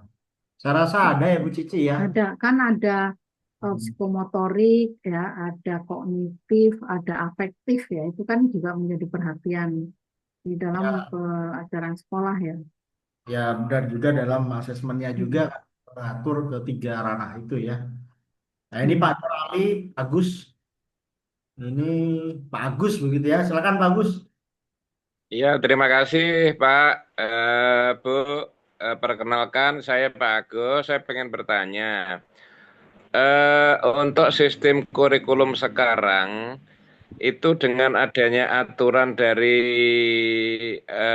apa yang komisi itu loh Bu, perlindungan anak. Mm-mm. Itu makanya kadang kita selaku pendidik itu untuk menciptakan lingkungan aman dan nyaman bagi anak-anak, kadang kita kebentur aturan, kita tidak bisa membuat apa ya, semacam tindakan tegas terhadap anak gitu loh. Kalau dulu Mm. kan mungkin ketika anak kukunya panjang, nah itu bisa kita, maaf mungkin dipakai penggaris atau Mm-mm. apa Zaman dulu ya. gitu. Gitu ayo siapa yang kukunya panjang. Nah, makanya Iya. istilahnya dipukul pakai penggaris. Nah, anak-anak sekarang itu kadang yang terlambat gitu. Nah, kalau dulu kan ya maaf gitu loh. Saya dulu Mm. itu kalau saya terlambat, saya itu dijiwit, Bu, gitu. Dan yang jiwit itu karena punya tenaga dalam itu mungkin 1 bulan sakitnya tuh enggak sembuh-sembuh gitu loh. Tapi nggak ngadu ya Pak Nah, ya. iya gitu, karena pakai tenaga dalam jiwitnya, bukan jiwit sembarangan gitu loh. Mm. Nah, terus jadi akhirnya kita ndak berani untuk terlambat, itu ndak berani Mm. gitu. Nah, sekarang anak-anak itu kita mau ngerasin dikit, apalagi ya mohon maaf, kita sampai mukul itu urusannya nanti dengan perlindungan anak gitu loh. Mm. Jadi kita itu akhirnya yang terjadi apa? Sekarang terjadi banyak sekali bullying ya. Iya. Belum lama ini kebetulan saya di daerah Blitar, Bu, itu Iya. terjadi bullying.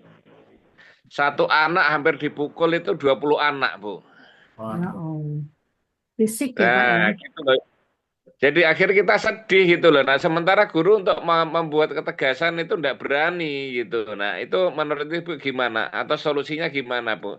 Supaya membuat anak jerah. Maksudnya anak itu jangan sampai juga mengganggu apa ya, privasi bagi anak yang lain gitu. Hmm. Karena kalau tidak, ya nanti anak-anak, ya maaf, mungkin mereka anaknya orang berada atau Mm. anaknya mungkin pejabat, dengan seenaknya ngaplok temannya, dengan seenaknya ya berbuat ya yang kekerasan lah terhadap anaknya. Nah, kita Mm. selaku guru itu tidak bisa melakukan penegasan terhadap bullying yang dilakukan. Nah, itu gimana solusinya, Bu? Terima kasih.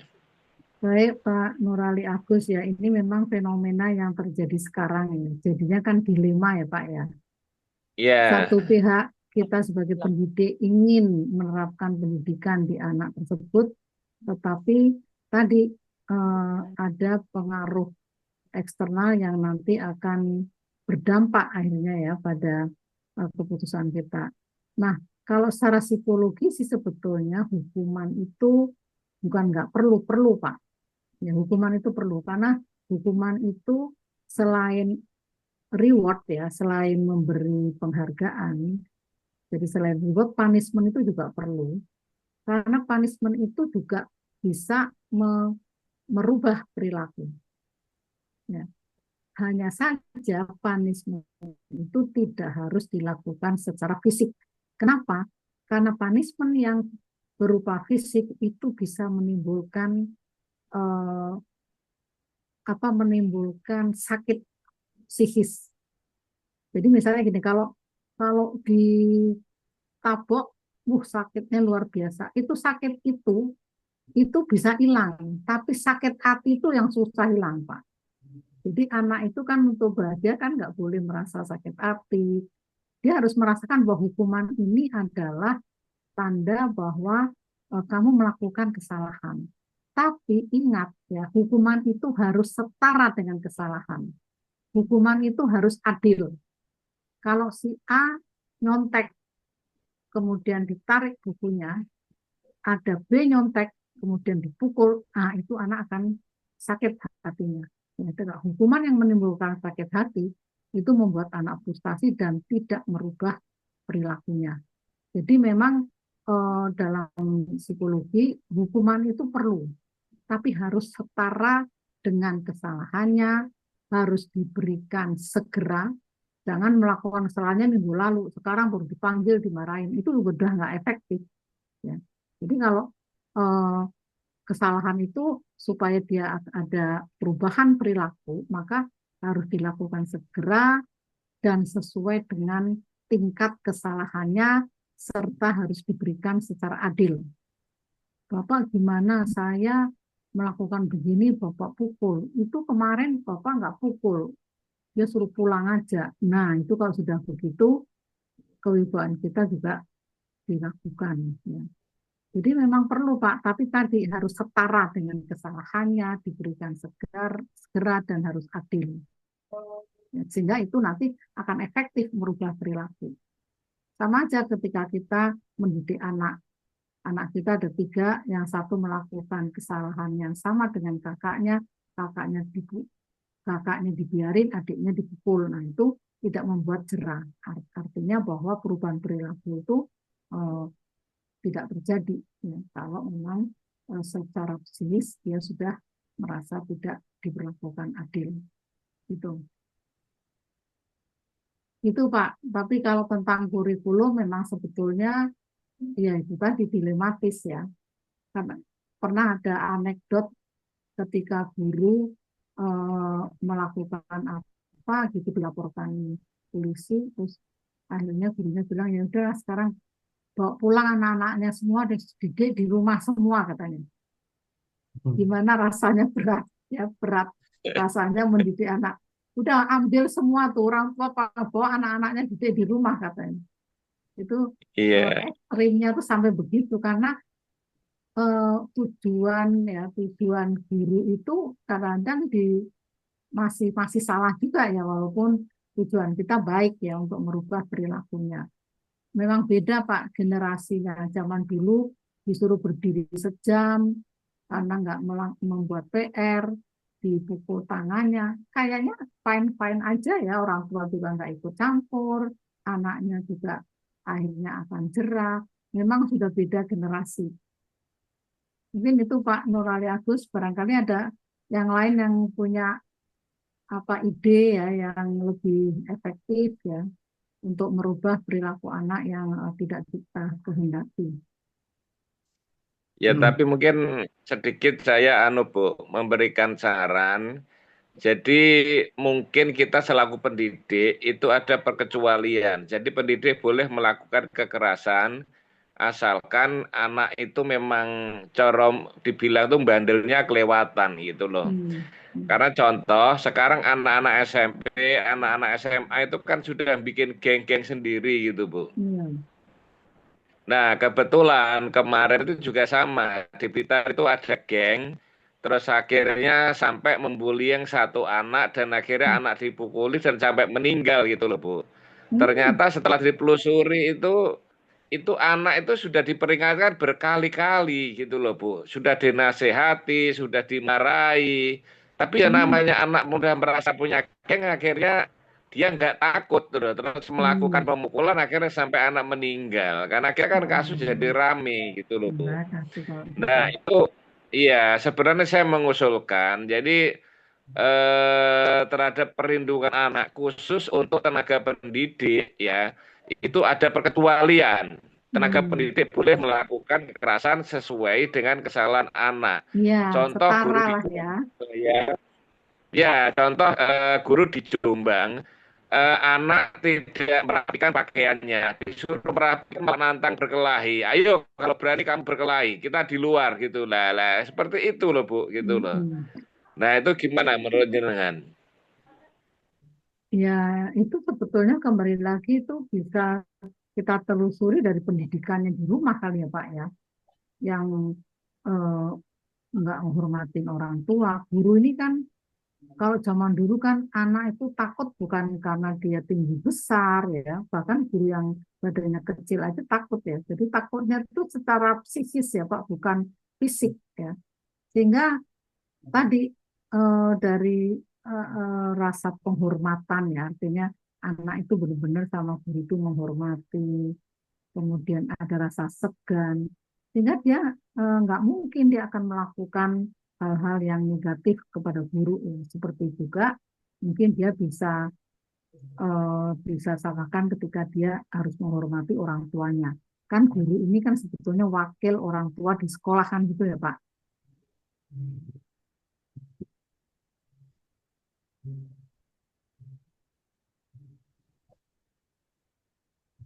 Masih ada lagi Mas Hari? Ya, baik. Terima kasih Bu Cici atas penjelasannya tadi. Menarik sekali isu yang dilontarkan oleh apa namanya pemateri juga sangat praktis dan berkaitan di lapangan, terutama mengenai dengan kenakalan remaja. Tadi Bu Cici juga menjelaskan bahwa memang di teori psikologi itu dikenal ya mungkin teori teorinya siapa Bu yang reward Punishment and ya, punishment reward itu dan ya. punishment ya. Ya, Skinner ya, bukan ya? Skinner, betul. Ya, Skinner ya, Skinner, betul. Pak. Behavior Ya, modification.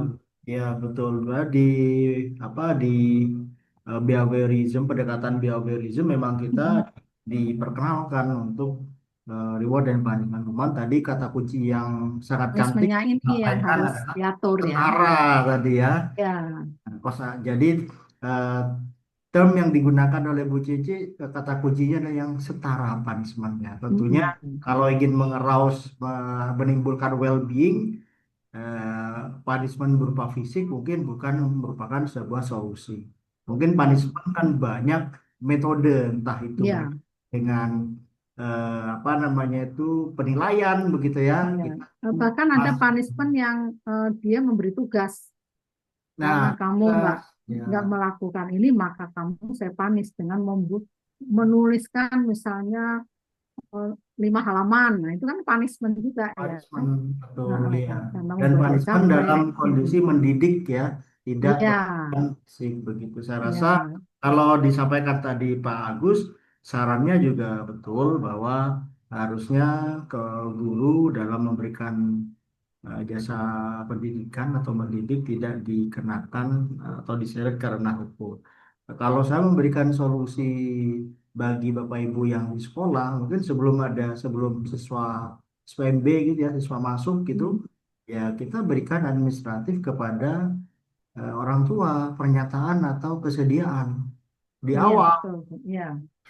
Di awal kita berikan sodorkan aturan-aturan main sekolah dan bermatrai begitu. Jadi suatu Mm-mm. saat ada kegiatan, ada kejadian, ya mereka sudah harus menerima dengan kondisi yang sudah disepakati di awal begitu. Bermatrai Betul. saja bahwa bersedia gitu ya apabila Mm-mm. suatu saat nanti eh, Mm-mm. anak kami dilakukan penindakan secara tegas. Nah, itu aja kan sudah menjadi salah satu cara. Nah, Betul, ini Pak. Mm-mm. disambung Bu sama Pak Zainal. Nah, mungkin ada yang mau disampaikan Pak Zainal, silakan. Oh, Mas Zainal ya, kebetulan mahasiswa S2 saya ini. Oh, Terima kasih waktunya, Pak. Ini saya juga mau bertanya terkait kondisi siswa yang mana orang tuanya broken, Pak. mm-mm.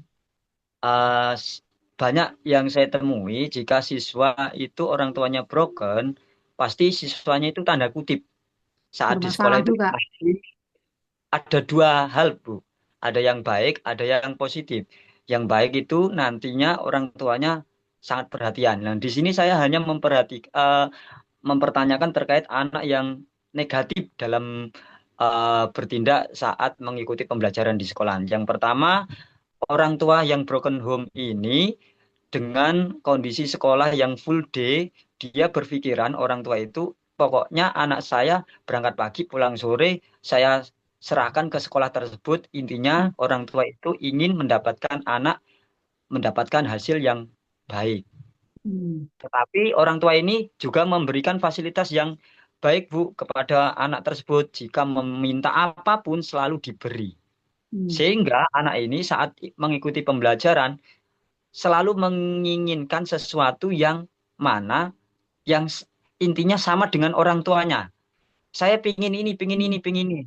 Nah, padahal di sekolah tidak bisa mewujudkan keinginan anak itu secara keseluruhan. Nah, Hmm. bagaimana untuk menanggapi atau menindaklanjuti anak tersebut ini di apa ya? Menanggapi anak tersebut ini Supaya dilihat tidak dari atau dipenuhi itu ya Pak, ya dilihat dari ini school well-being well-being. ini. Di Hmm. mana melihat kesejahteraan anak dan menciptakan lingkungan yang aman dan intinya tertuju ke anak lah. Padahal anak Hmm. ini saat sekolah itu menginginkan hal-hal yang lebih daripada fasilitas yang diberikan oleh sekolah. Dan di sekolah ini Hmm. intinya sudah memberikan fasilitas yang ramah kepada anak. Bagaimana Bu Hmm. untuk menangani hal anak seperti ini? Terima Oke, kasih. baik, terima kasih Mas Zainal. Ini ya dilematis juga ya. Sebetulnya memang perilaku anak itu kan eh, banyak dipengaruhi oleh kebiasaannya ya Pak ya. Artinya kebiasaan dia semuanya diturutin oleh orang tuanya ya. Walaupun sebetulnya sesuatu yang selalu dituruti itu sebetulnya bentuk apa ya? Bentuk kompensasi loh. Kompensasi orang tua karena dia tidak bisa memberikan kebahagiaan eh, lain gitu loh. Jadi akhirnya dia memenuhi kebutuhan materinya, pengen apa diturutin. Itu kan sebetulnya ingin menutupi kekurangan psikologisnya ya, karena mungkin dia nggak bersama bapaknya atau mungkin ibunya bermasalah. Nah, tapi memang justru disitulah pihak sekolah tuh harus harus memberikan edukasi juga Pak kepada orang tuanya ya supaya apa yang diajarkan di orang tuanya dengan di sekolah itu selaras gitu loh. Artinya di sekolah itu ada aturan loh ya. Di rumah pun ada aturan ya. Tapi ketika dia melonggarkan aturan sebetulnya bukan karena untuk mendidik tapi sebetulnya untuk tadi sebagai kompensasi broken home-nya itu jadi anak dibahagiakan lah istilahnya.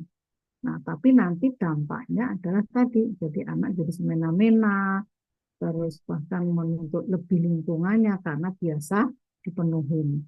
Nah, itu yang perlu dididik mestinya orang tuanya, Pak, diedukasi ya, diedukasi karena ini kan lembaga ini kan tidak mendidik anaknya dia saja kan gitu. Jadi banyak anak yang harus diatasi sekolah ya, sehingga perilaku yang mestinya muncul tuh perilaku kolektifnya tuh harus ada bahwa anak-anak ini ikut aturan, ya kan? Kalau misalnya fasilitasnya ini ya semua harus ini karena bayarnya sama kan gitu. Mungkin itu Pak yang bisa saya sampaikan, tapi mungkin tetap ada praktisi lain nih yang bisa memberikan tambahan. Baik, Pak Nuwun, Bu Cici, Ya, Mas Rizal, bagus sekali pertanyaannya, sangat apa namanya bervariatif isu yang disampaikan.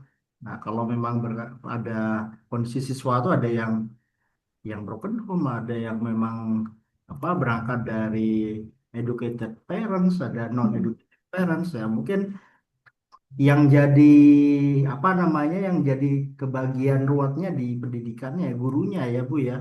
Makanya iya. memang guru itu salah satu konon katanya salah satu profesi yang kalau ditanya malaikat itu tanpa dihisap katanya.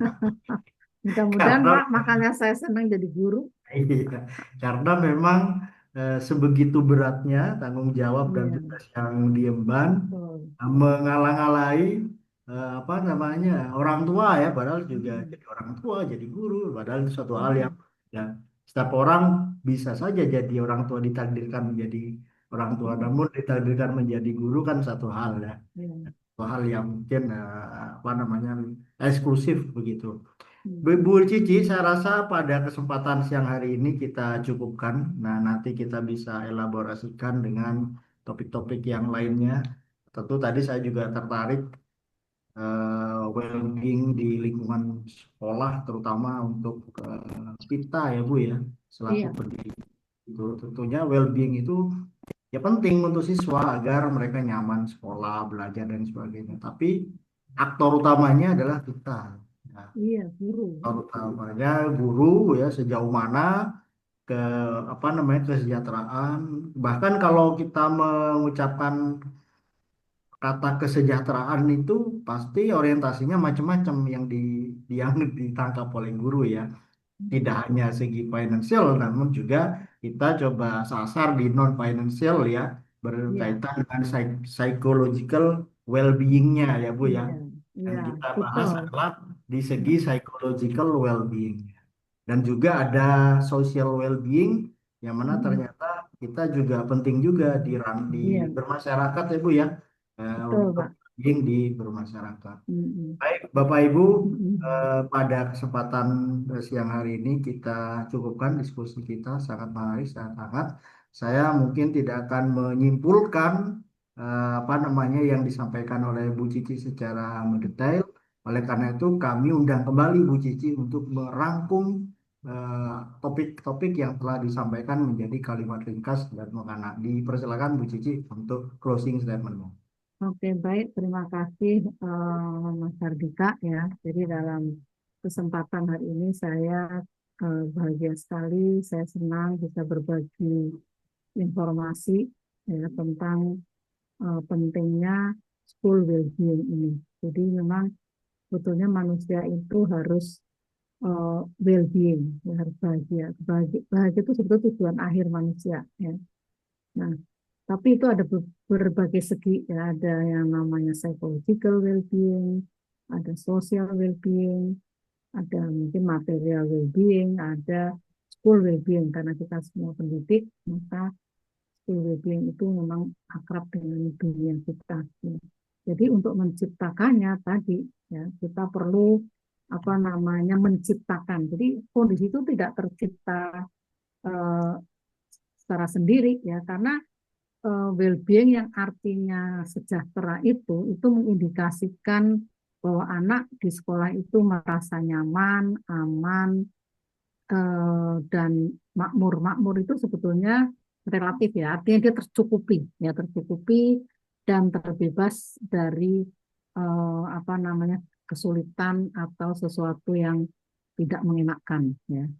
Nah, itu intinya dari school well-being dan ini tidak mungkin tercapai kalau tidak ada kerjasama antara guru ya sekolah, orang tua dan lingkungan fisik pun itu juga mempengaruhi school well-being ya. Gimana sekolah kalau sekolahnya udah sempit, kelasnya pengap, kemudian muridnya banyak gitu ya, nggak disesuaikan dengan kondisi jumlah bangku ya, bangku nggak disesuaikan dengan jumlah dengan posisi apa namanya ruangan. Nah itu juga eh, pasti tidak akan tercipta school well-being ya.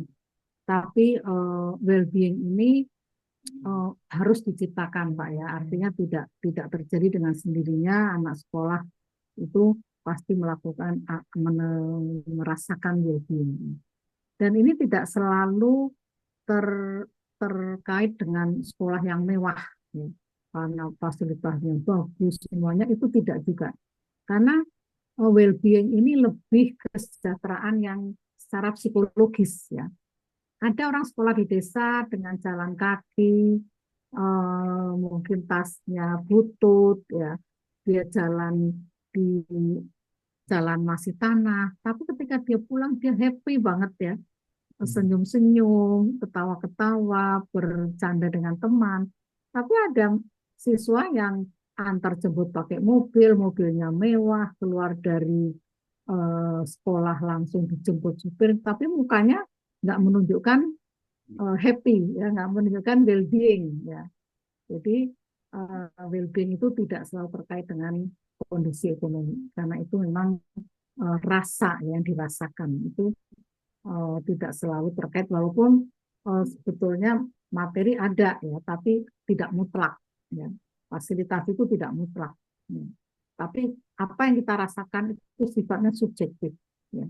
Ada orang yang nyaman aja dia sekolah dengan sekolahnya tutup tapi teman-temannya sosialnya bagus ya, teman-temannya akrab, saling satu rasa, satu tujuan, itu dia merasa school well-being juga misalnya.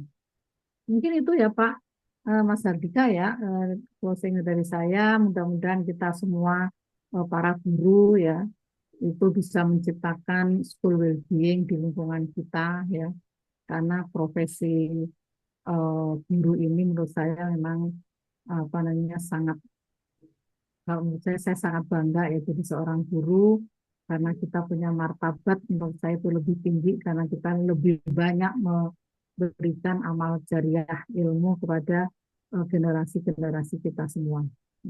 Jadi mudah-mudahan ya amal jariah kita inilah yang betul kata Mas Hadika, kita insya Allah diterima ya oleh Sang Pencipta, bahwa eh, apa namanya niat baik kita, perilaku yang kita lakukan untuk pengembangan orang lain itu eh, dihitung ya sebagai amal jariah. Oke, mungkin itu aja Pak ya. Terima kasih semuanya dan mohon maaf sekali dengan segala keterbatasan saya jika ada kekurangan di sana sini ya, dan mudah-mudahan nanti bisa kita lanjut ya di topik-topik yang lain, kita saling berbagi. Itu aja. Assalamualaikum warahmatullahi wabarakatuh. Waalaikumsalam warahmatullahi wabarakatuh. Terima kasih, Dr. Nuhun. Kami aturkan pada Bu Cici ya, senior dan juga guru sudah apa namanya lama juga di dalam memberikan pendampingan dan juga peningkatan kompetensi SPM. Baik Bapak Ibu sekalian, Bu Cici sebagai rasa apresiasi kita kepada Ibu, kami berikan Bu Cici sebuah sertifikat Bu sebagai narasumber. Harapannya Ibu Matur nuwun. jadikan ini sebagai bukti portofolio bahwa Ibu telah memberikan sumbangsih ilmunya kepada kami para pendidik muda di Indonesia. Diterima Bu Cici. Oh, alhamdulillah, terima kasih. Matur nuwun sangat ya, jazakillah. Nah, terima kasih Bapak Ibu sekalian, demikian kegiatan kita pada siang hari ini. Sebelum kita tutup, ya sesuai prosedur kita ya, kita sebelum tutup sebagai rasa cinta kita kepada tanah air, sebagai rasa bangga kita kepada tanah air, sebagai ikhtiar kita bahwa seluruh kegiatan kita ini kita tujukan kepada apa salah satu bukti cinta kita kepada tanah air. Oleh karena itu, mari kita bersama-sama Bapak Ibu menyanyikan lagu Bagi Bu Negeri dengan posisi duduk sempurna Bapak sekalian. Menyanyikan lagu Bagi Bu Negeri, mulai.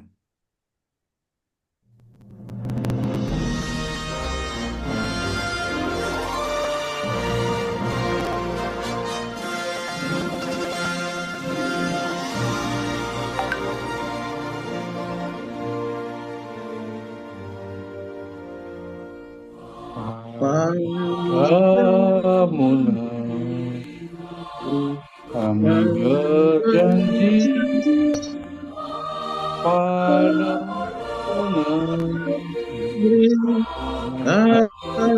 berbakti padamu.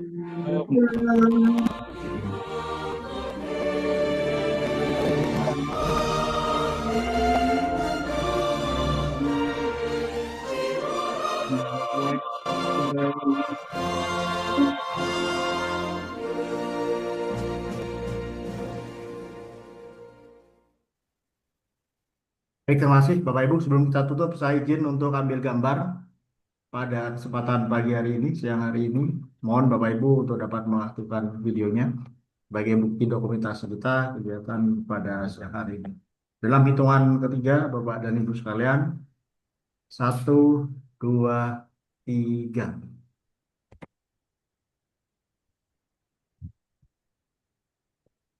Baik, terima kasih. Demikian kegiatan kita pada siang hari ini. Saya ucapkan terima kasih kepada Ibu Cici, Bapak Ibu narasumber, Bapak Ibu narasumber, dan juga Bapak Ibu serta. Kita akan lagi di kegiatan serupa di lain waktu. Semoga Bapak Ibu mendapatkan hal yang bermanfaat pada siang hari ini dan dicatat sebagai amal ibadah bagi Bapak Ibu sekalian. Amin. Ya, Sebagai penutup, wabillahi taufik wal hidayah. Assalamualaikum warahmatullahi wabarakatuh. Waalaikumsalam. Izin live ya Mas Hardika ya. Ini Bapak. Terima kasih Bu. Iya. Izin pamit semua. Terima kasih, Ardika dan kawan-kawan. Ya, Mas Ya, Turun, Pak. Suding. Matur nuwun, monggo. Terima Kabur. Ya, Pak Gunawan, apa Pak kabar? Dika. Sehat ya? Alhamdulillah Salam siap. sehat. Teman-teman sehat selalu. Siap. Oke, pamit. Terima Oke, monggo kasih. Bapak Ibu, matur Sehat nuwun. selalu teman-teman Pak Dika. Mas, sehat selalu. Ya, makasih. Makasih rekan-rekan.